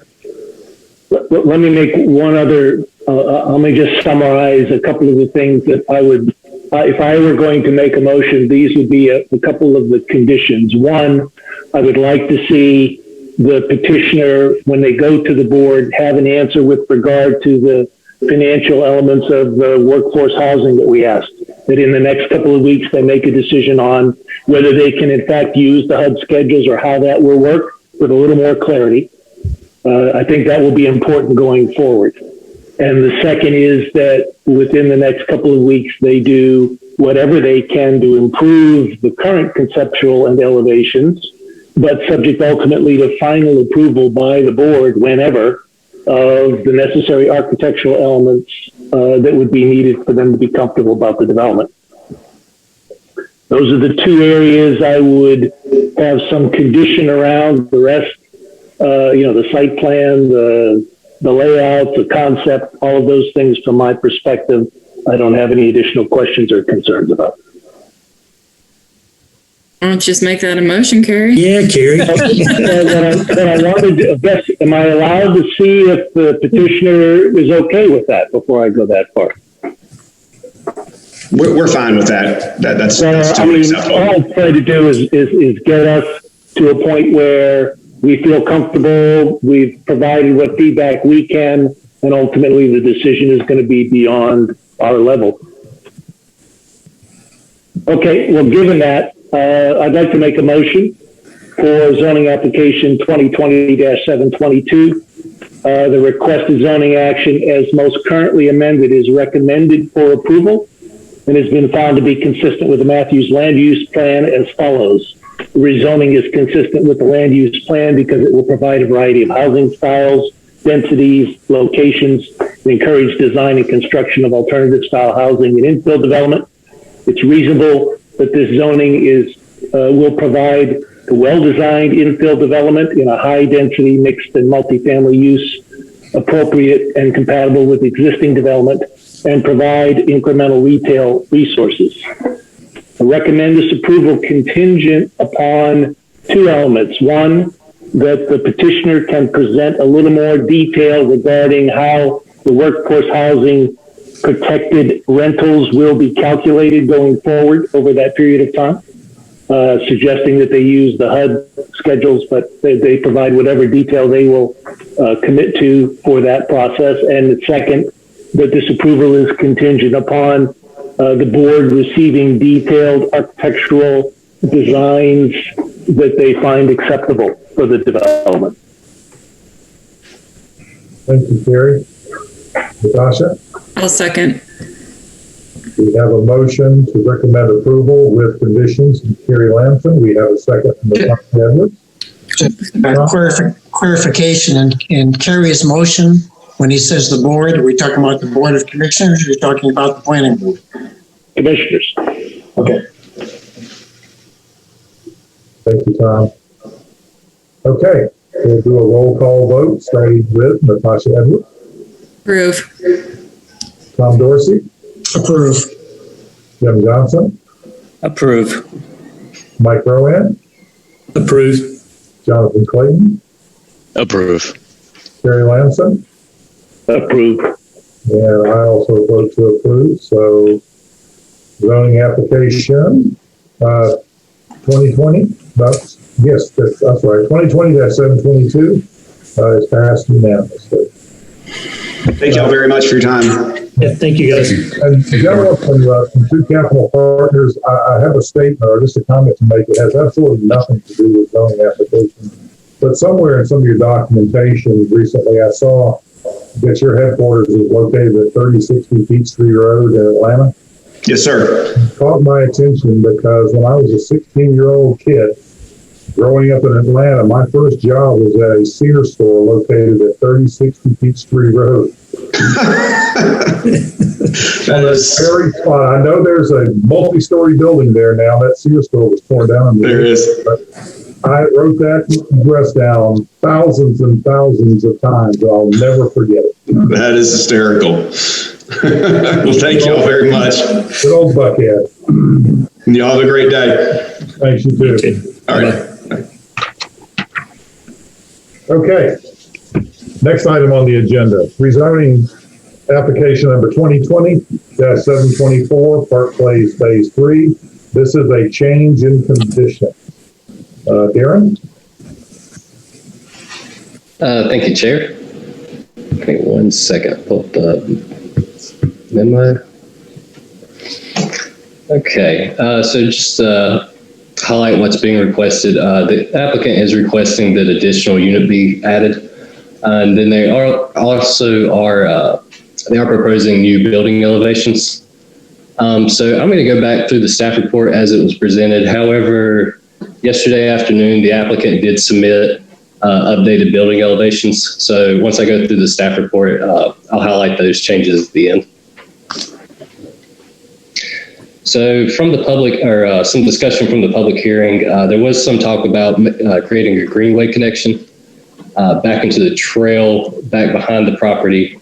There was some discussion about enhancing the building elevations, concerns for the existing infrastructure on the site. And then there was also some concern about private outdoor space for these particular units. The drainage issues that were brought up The applicant did note that the front lot, the issue was that the building hadn't been completed yet, and so some of that stormwater infrastructure hadn't been built out as far as the drainage systems go. There was a comment about sewer that was made. The applicant has updated staff that they have not heard back from Charlotte Water about that.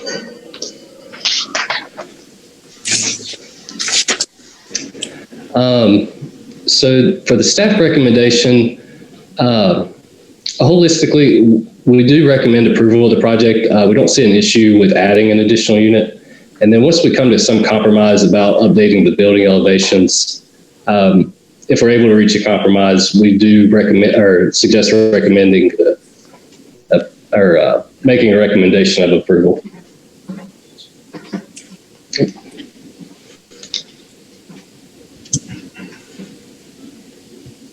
So this was the site plan that was proposed at the public hearing. Or maybe not. 1 second. Having some scrolling issues.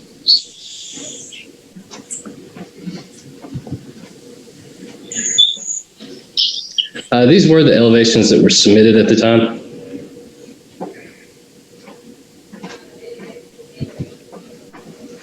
During the public hearing, staff did recommend that the gables be added to the side elevations just to clear up some gap in the roof line. And then we'd also mentioned adding more windows, which the applicant did provide. We did have some discussion with the applicant, just pointing back to some multifamily that is located in Uptown. This is the break building for Park Square Place over on East John Street. And they also did mention to the applicant that they may want to review some of the townhomes located over in the north end as well for some structural elements. And then just as a reminder, these were the proposals from the approved rezoning plan back in 2005.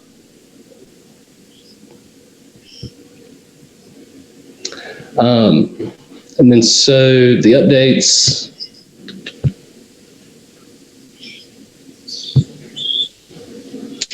So these were the building plans that were submitted to staff yesterday. Let's try to put this in full screen.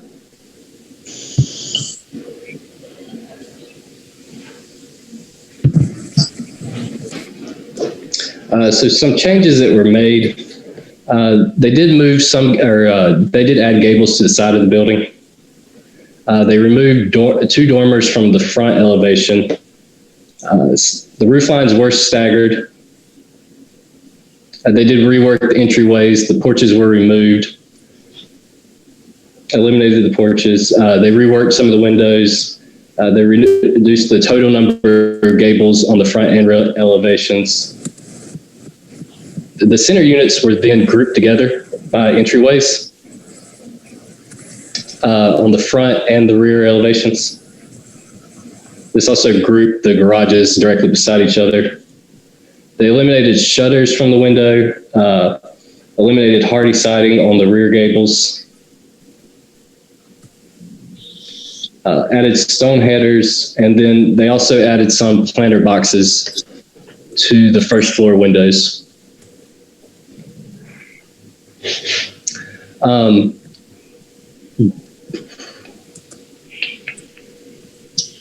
So based on these newly submitted elevations, staff would recommend revisiting the previous elevations and possibly incorporating a good bit of that back into these plans. We would like to see some more gables added to the front of the building, potentially, and then at a minimum with entryways, we would like to see the front porches added back in. That concludes the update. Are there any comment or questions for staff? And then the applicant and his landscape architect are available for questions as well.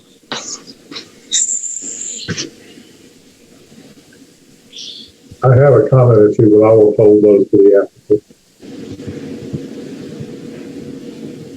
Kerry? Thank you. Darren, quick question. When were the buildings 1 and 3 built compared to this development? Do you know offhand how long that plot's been sitting vacant?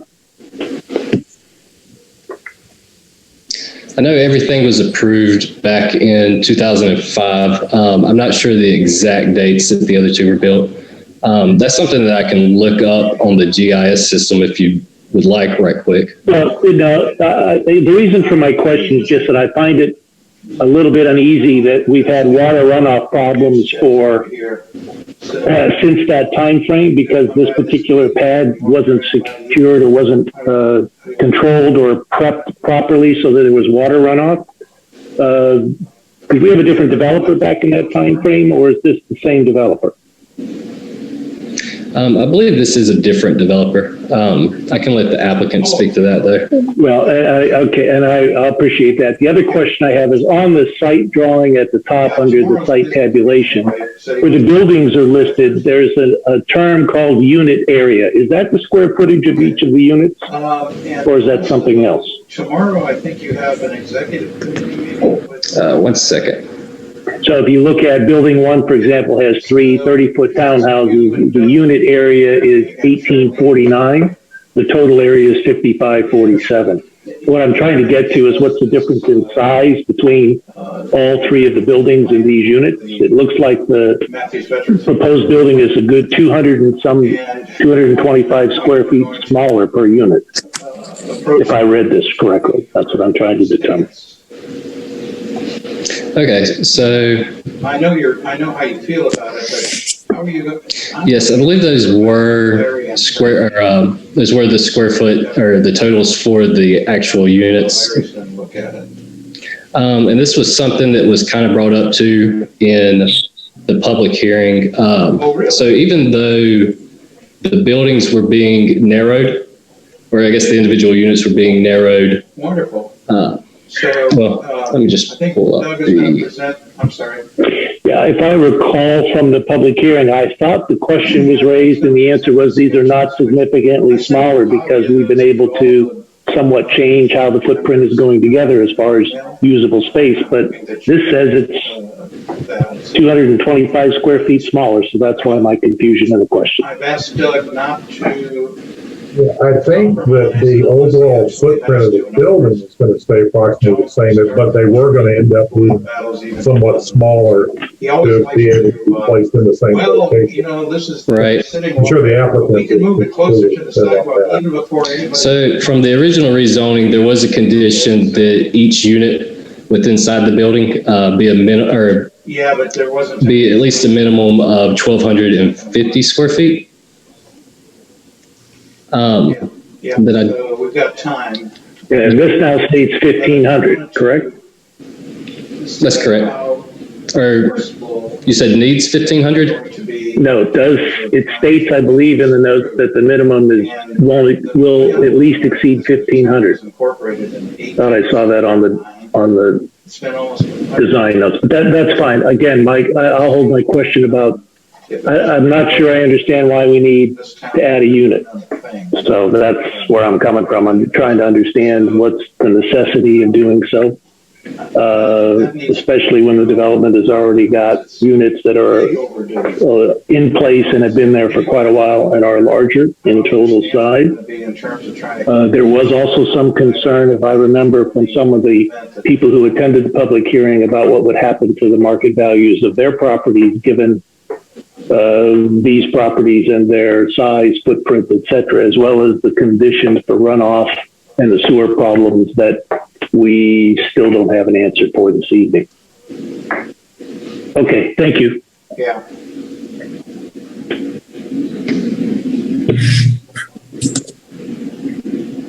Are there any other questions for Darren?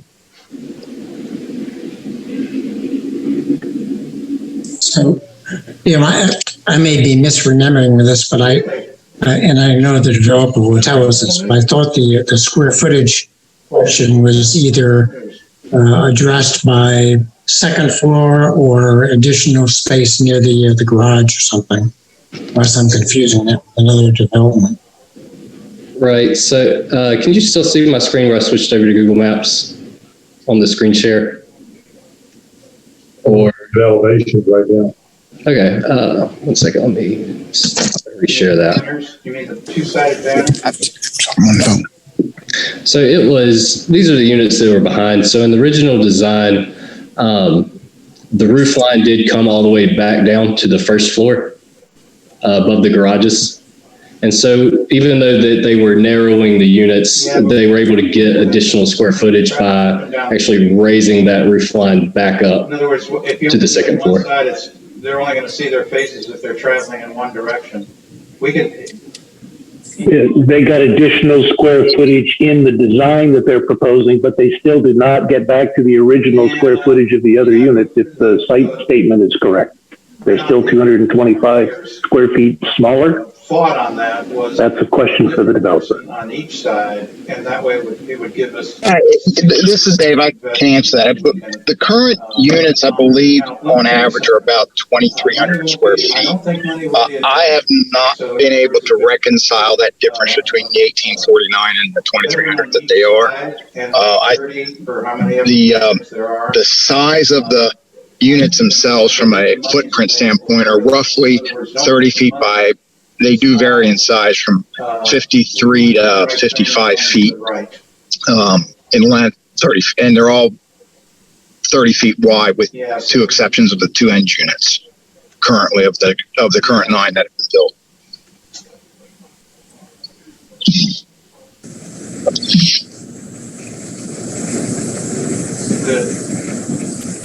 Good. Well, I'm eager to hear how it comes out. Yep. I hope Charlene comes around after. Mr. Pendergast, to Terry's question about the size of the units and why you want to add a 6th unit on the same pad. I hope she comes around on that and really comes out in favor of. Yeah, from my perspective, again, these were, I guess, started the development in 2005. The builder went bankrupt. And I've held them for 7 years. I have not been able to make the financials work with 5 units. It just, the cost to build and the price value of the homes, the numbers have not worked as 5. By moving it to 6 units, we feel that we can get this project completed and complete the community. And that's the reason why the request for 5 versus 6. Fair enough. Oh yeah. There's been there's another $200 that.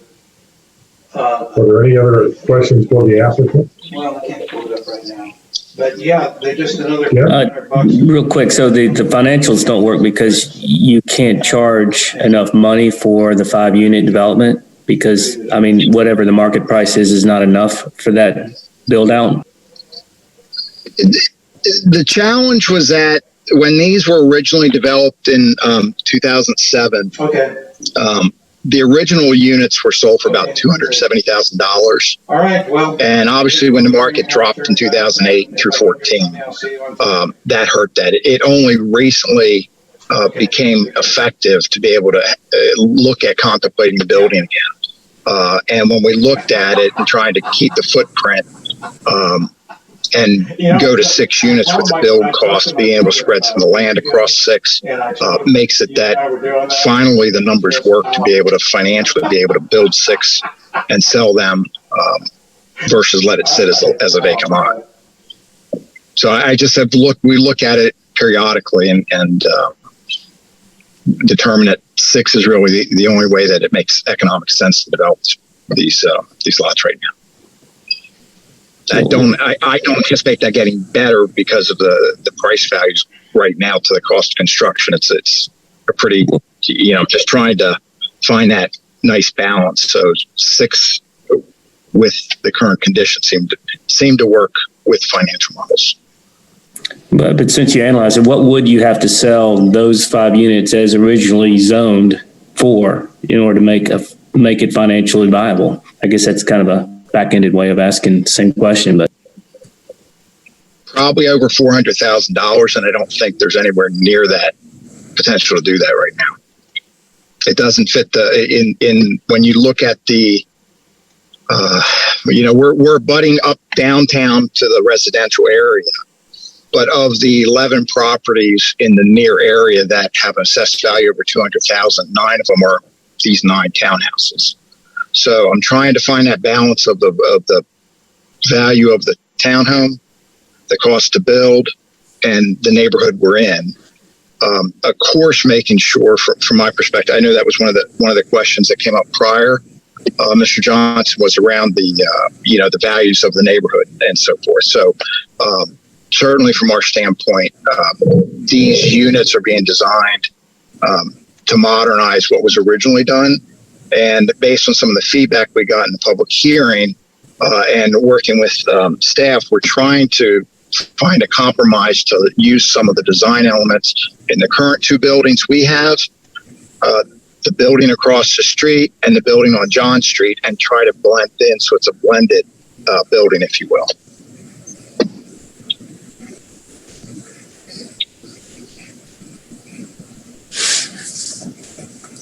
Any other questions for Mr. Pendergast?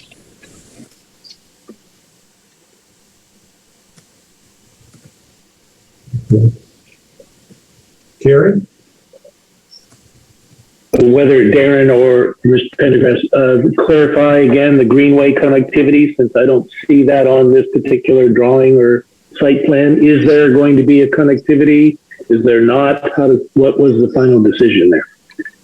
Yeah, this is Dave. If I could take that, I'd be glad to.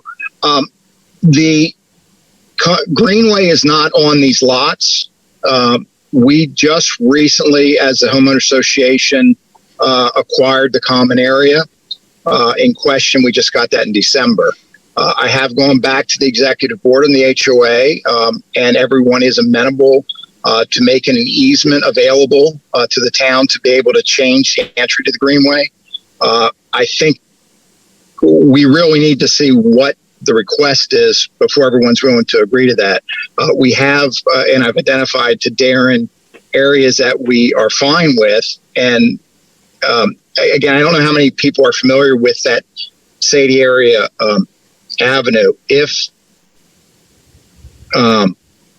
you will, there is an entry called Park Square, which is the entry to the phase 1 and 2.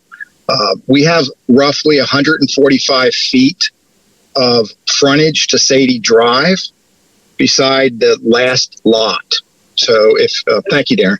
If you pull that up from the right corner of the lot on the far right side, there's roughly 145 feet on the lot that the units that we're looking to go to 6. There's roughly 145 feet to the end of our property. That is common area. We have to get, again, the executive board to agree to that, but we have talked about a number of things. One is that we clearly don't want that entryway to be right beside the property. So we have 145 feet and feel if we can get that towards the far right side, I believe the executive board will agree with that. I actually walked the land. My preference would be to have some folks walk it with me to see where you guys are actually interested in having that. There does appear to be one area where it makes sense, but it's going to require a bridge going across the creek. And I know Darren had said it also would require the church to participate in it as well with us as far as easements. But we're more than willing to provide some now based on what we know on the other side of the creek. But I think we've got to create an entry, if you will, along Sadie Drive. And I see an area that is if you're in that area looking to the left of there's a telephone pole which has a nice landing, will be a nice entryway. But I need someone in planning to go with me and or someone or anyone, the commission or the board to see what they'd want to do with that. But we're more than willing to work on that. Thank you.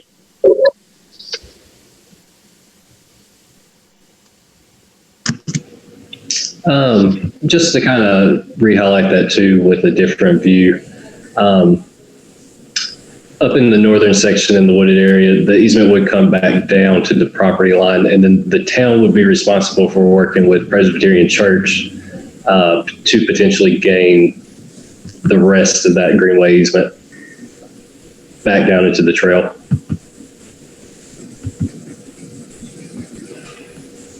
which you can kind of see here, and then runs back down.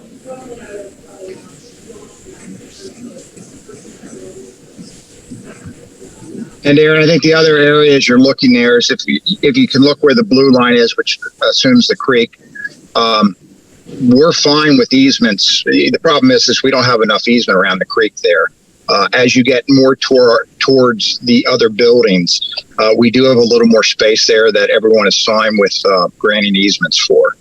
The current greenway does approach Unit 346, which is the far left end of our current 6-unit building. The only thing we ask is we really would not like any trailways to be any closer from what they are today. But it appears, I believe, is it currently on the elementary school property. So there may be some opportunities that you also may want to move something. It's fine as well.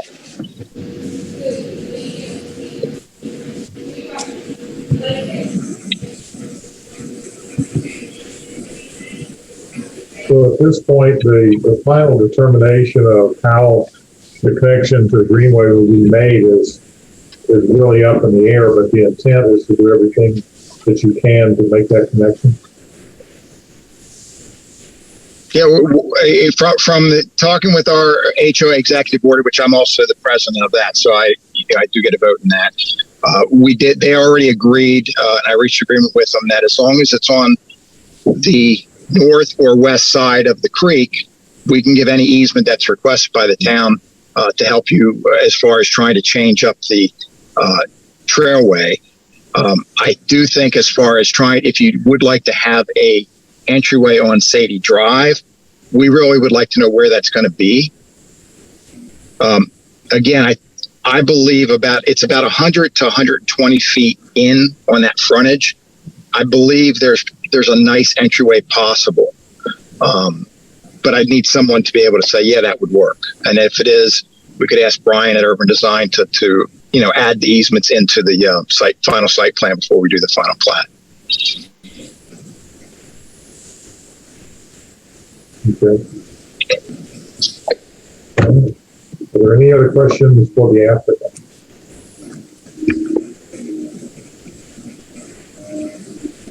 Okay.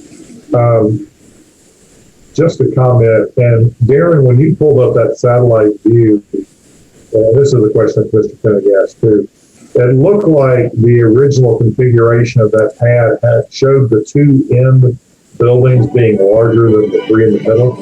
Is that correct?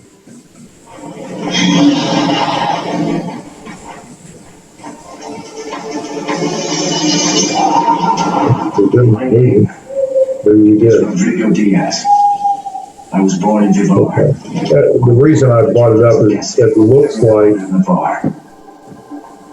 Mr. Pendergast, are you back?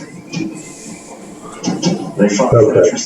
Yeah, it just looks like basically what took place there is those 5 locations morphed into 6 just by, to a large extent, reducing the footprint of the 2 end buildings. That was my question. It looks like the middle 3 may have basically stayed the same. One note to make on that, and apologies for not having the the preliminary plat that was approved back in 2005 available.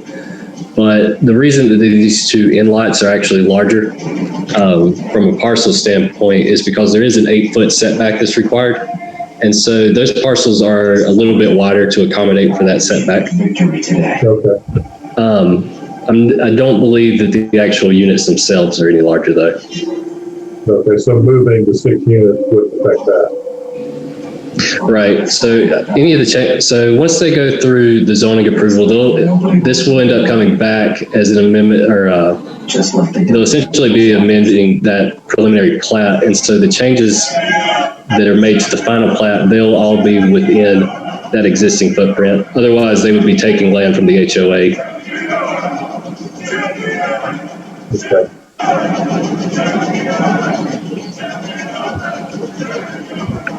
So really what's under discussion for this board tonight is recommending approval or disapproval to the full board on the not the sixth building, the sixth condo, correct? Right. So it would be for the addition of the 6th unit and for any of the elevation changes that are being requested. Okay. Now, as to the elevation question, I know there's an intent to try to make the new building or building blend in with what's already there and been there for 15 years. And I remember Mr. Urban during the public hearing portion making a comment about it kind of looked boring, but at the same time admitting that was maybe why they were looking a little boring. So there was that attempt to try to have it blend in. My personal opinion on the latest elevations that we received tonight is it's probably more boring than it was before. King Fernando sent him here. And I'm not saying that to be sarcastic. It looked like some of the more interesting architecture is actually been taken away. And Darren, you mentioned the discussion, I guess, that you and the planning team have had about possibly putting some of that back.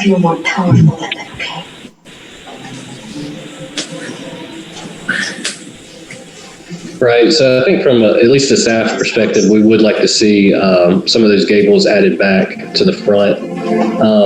I think on a personal note, I think the smaller gables that were shown, they may be appropriate for the side, but I would like to see the larger gables brought back to just kind of match that existing or the previously proposed in those existing buildings.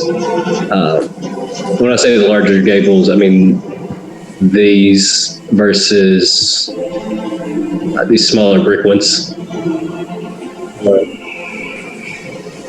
Yeah, it looks like the latest elevations to me look a little more of a slab-sided building with minimal architecture. It's more like an older brick apartment. I believe it would be helpful to ungroup or uncluster the center unit entryways and go back to the way they were before. It just kind of helps break that building up a little bit more and kind of create more defined townhomes versus like a single structure, single unit type feel. And then as mentioned, staff would like to see the porches brought back.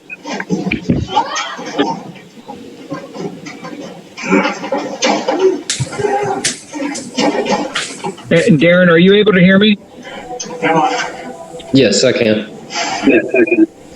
Okay. Yeah, and that's fine. I think what we were trying to do was in the concept drawings that you showed that we provided you yesterday, or trying to take all the comments that we got last at the public hearing, which are everything from putting in stone headers and planters and getting rid of the porches.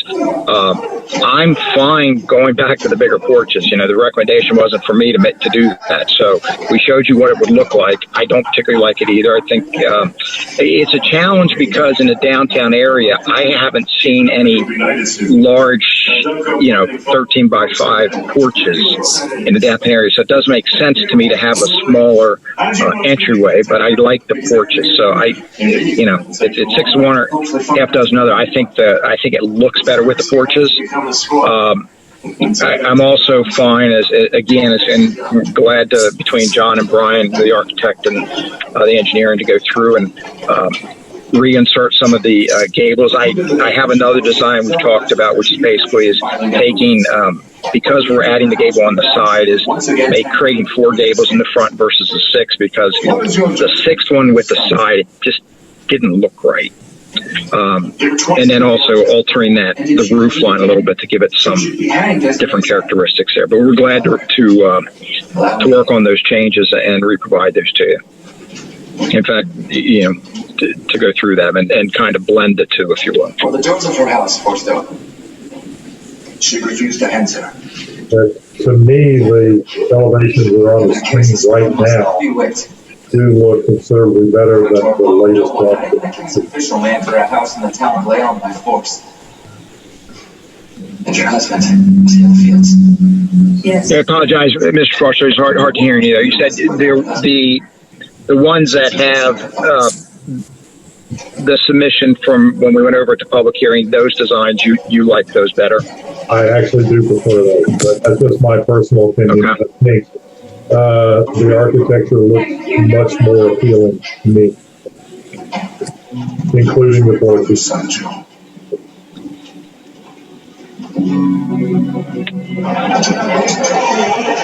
I do. One thing I would add, Mr. Foster, that I do like is I do agree with the feedback from the public hearing on the sides and really making that more aesthetically. So the sides of these, I do like the new ones better. We've added another set of windows in there, and with the gable, I do think it'll make the side, if you're driving up either direction, you literally won't see it coming through the woods, but if you're driving north on Sadie Drive, you will see that, and I think it'll look more aesthetically pleasing. So and I agree with that. The ends of the building do look better to me. But would you also, by adding those, still want to go with just 2 dormers on the front and back? My preference is actually 4 on the front and probably 4 on the back, so that the end units would characteristically look different than the middle units. But I think we can play with that a little bit and make sure it's something that's amenable to the plan. Yeah. So once again, just my opinion, but I would totally agree with you. 6 probably is too many when you're considering putting the dormers on the end, but I think 4 is a perfect compromise.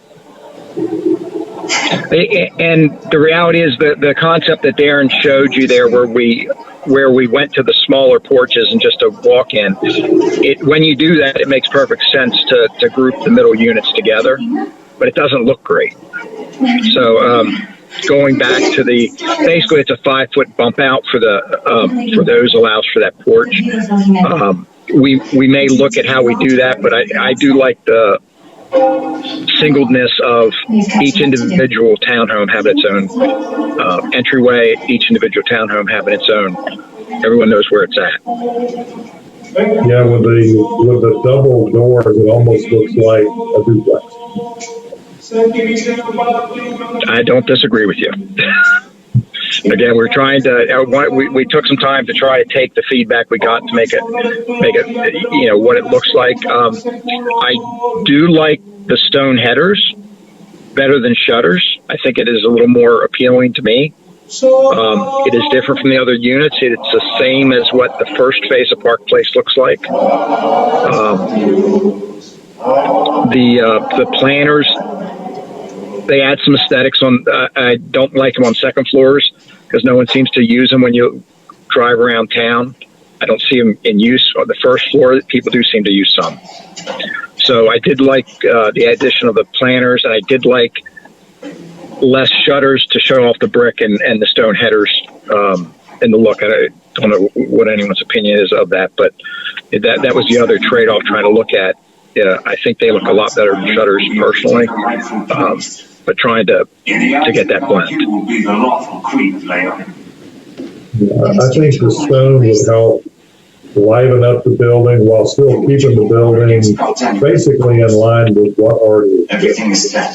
Have you spoken to King? Yeah, the other thing is we also discussed between the architect and builder, and we all agree is the siding on the gables doesn't make sense in the look. So we're back to a full brick on the gables. So it'll be a full brick building.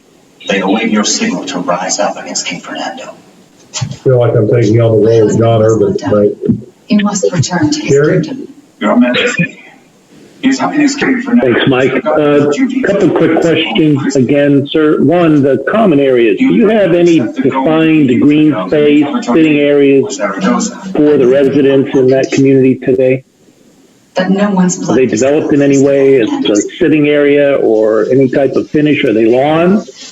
The common area in the back of building, I guess it's building 3 with the 3 units, and also anything planned on the right-hand side of this proposed building, since everything in between appears to be paved parking. Behind the 3-unit building is basically everyone has a small yard that probably extends. It's probably 10, 12 feet. And then there is the rest is a fenced-in retention pond that was required to be put in. My understanding was that was added, but basically it's, if you will, it looks like a triangle. That's actually a retention area for storm runoff. Right. And the proposed building, will there be front lawns in that setback? Will there be rear lawns before the private drive, or is that all paved? What's that shaping up like? The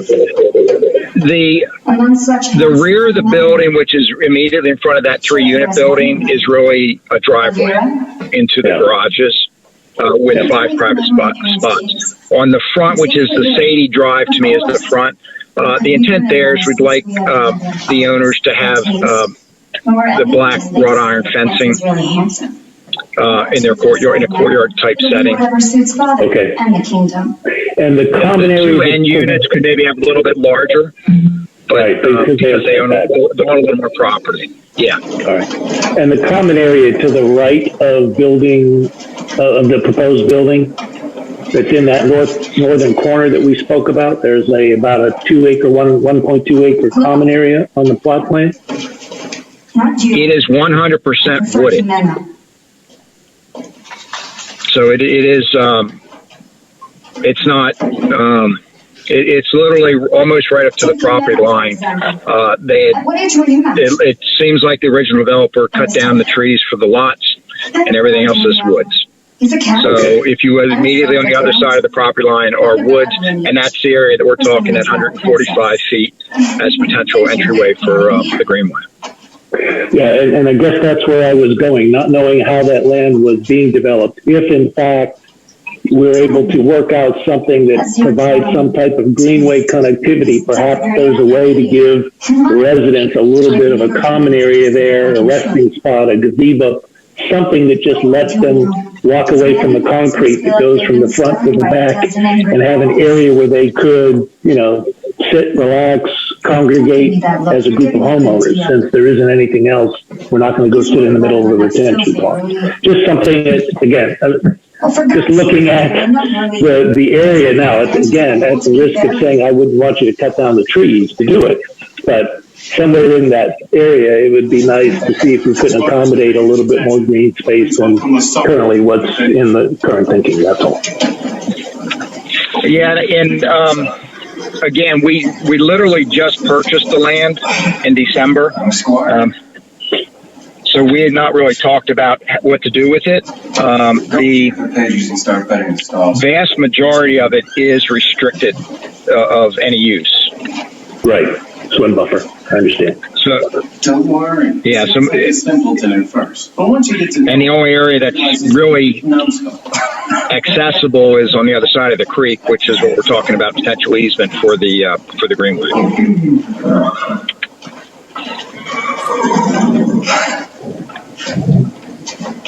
The one area there that might be, if you look, if Darren pulls up, but on that 3-unit building to the right is basically the mailbox area. There is probably a little bit of room there to put in some benches or something, but there's probably not enough room to put in a gazebo. And when I look at where our buffer areas are, my ladies, I don't know if there is or not, because it does not show.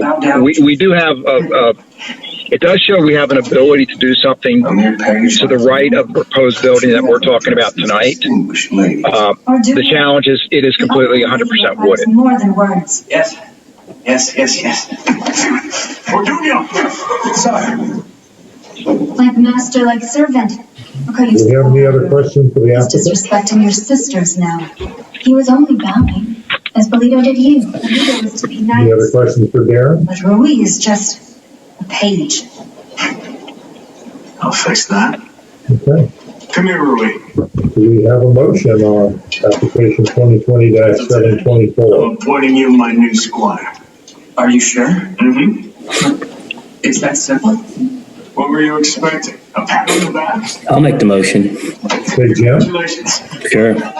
I make a motion to approve zoning application 2020-724. The requested zoning action as most currently amended is consistent with the Matthews land use plan for downtown as it creates a unique aesthetic appeal through site plan that include quality architectural design and building materials, minimal setbacks and rear parking. It is reasonable and in the public interest as it expands alternative style housing.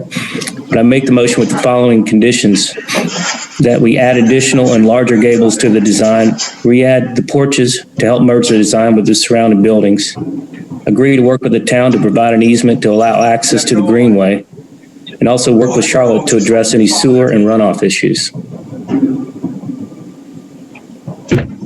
Second. Thank you, Jim. We have a motion to recommend approval from Jim Johnson. We have a second from Tom Dorsey. And we'll do a verbal roll call vote starting with the clock ended. Yes. Tom Dorsey. Yes. Jim Johnson. Yes. Jerry Lamson. Yes. Jonathan Clayton. Yes.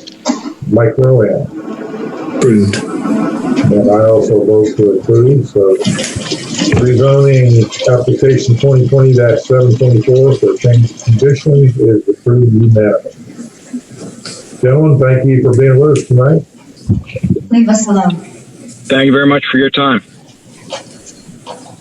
That leaves us with one more motion for this evening. Jay? Yeah, one last thing, and Shana sent me a text to remind me.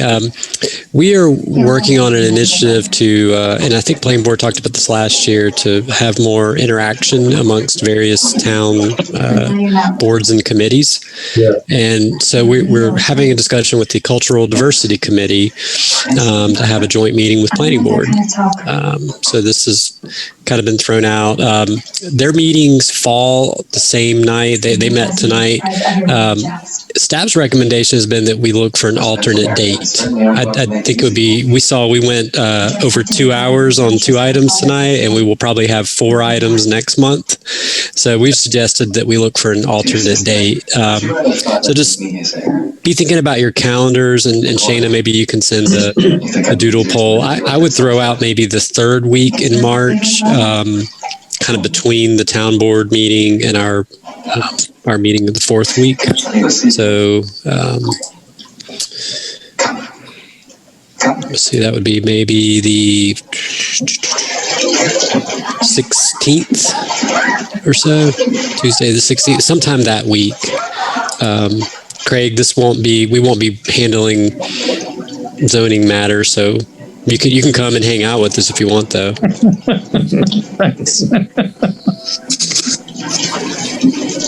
I think that laugh said it all. That's it. I think we got that. Jay, do you have any other information on what you propose the meeting might accomplish, or an agenda, or what it is you see occurring if we got together jointly? Since it wouldn't be to handle planning business? Yeah, so I think, quite honestly, I think a lot of other committees are interested in what the planning board does. And in fact, Hazen sent me an email a little while ago, and I think they were going to be talking about proposing topics for the meeting. So I think we would have a list of potential topics to circulate before the meeting to kind of give everyone an idea of what we're discussing.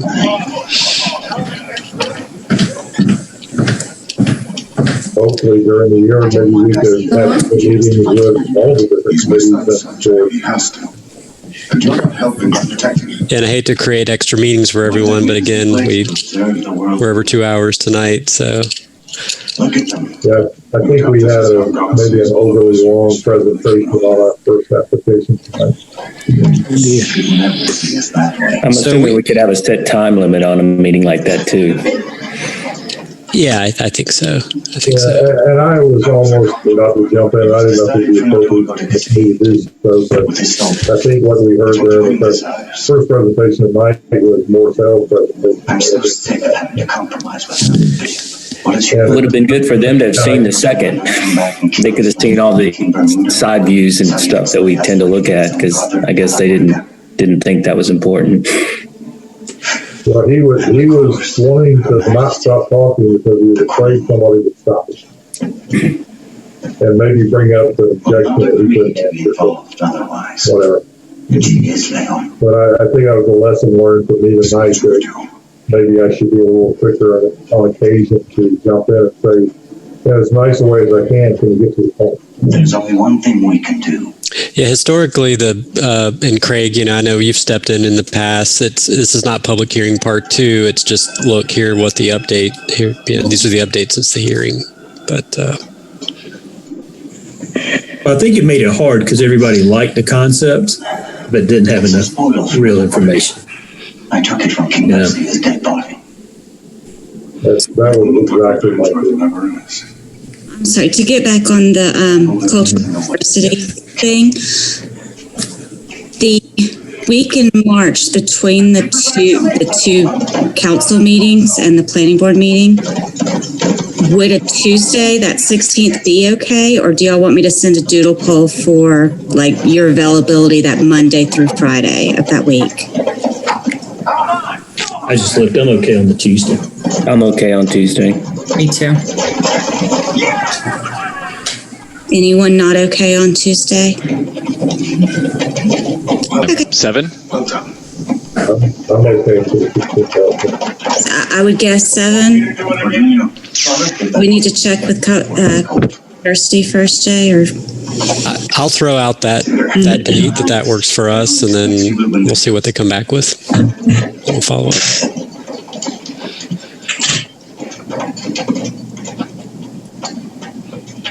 All right, I'll get out of the way now. Now we need who's going to be our go-to person for motions? We don't have Jana anymore.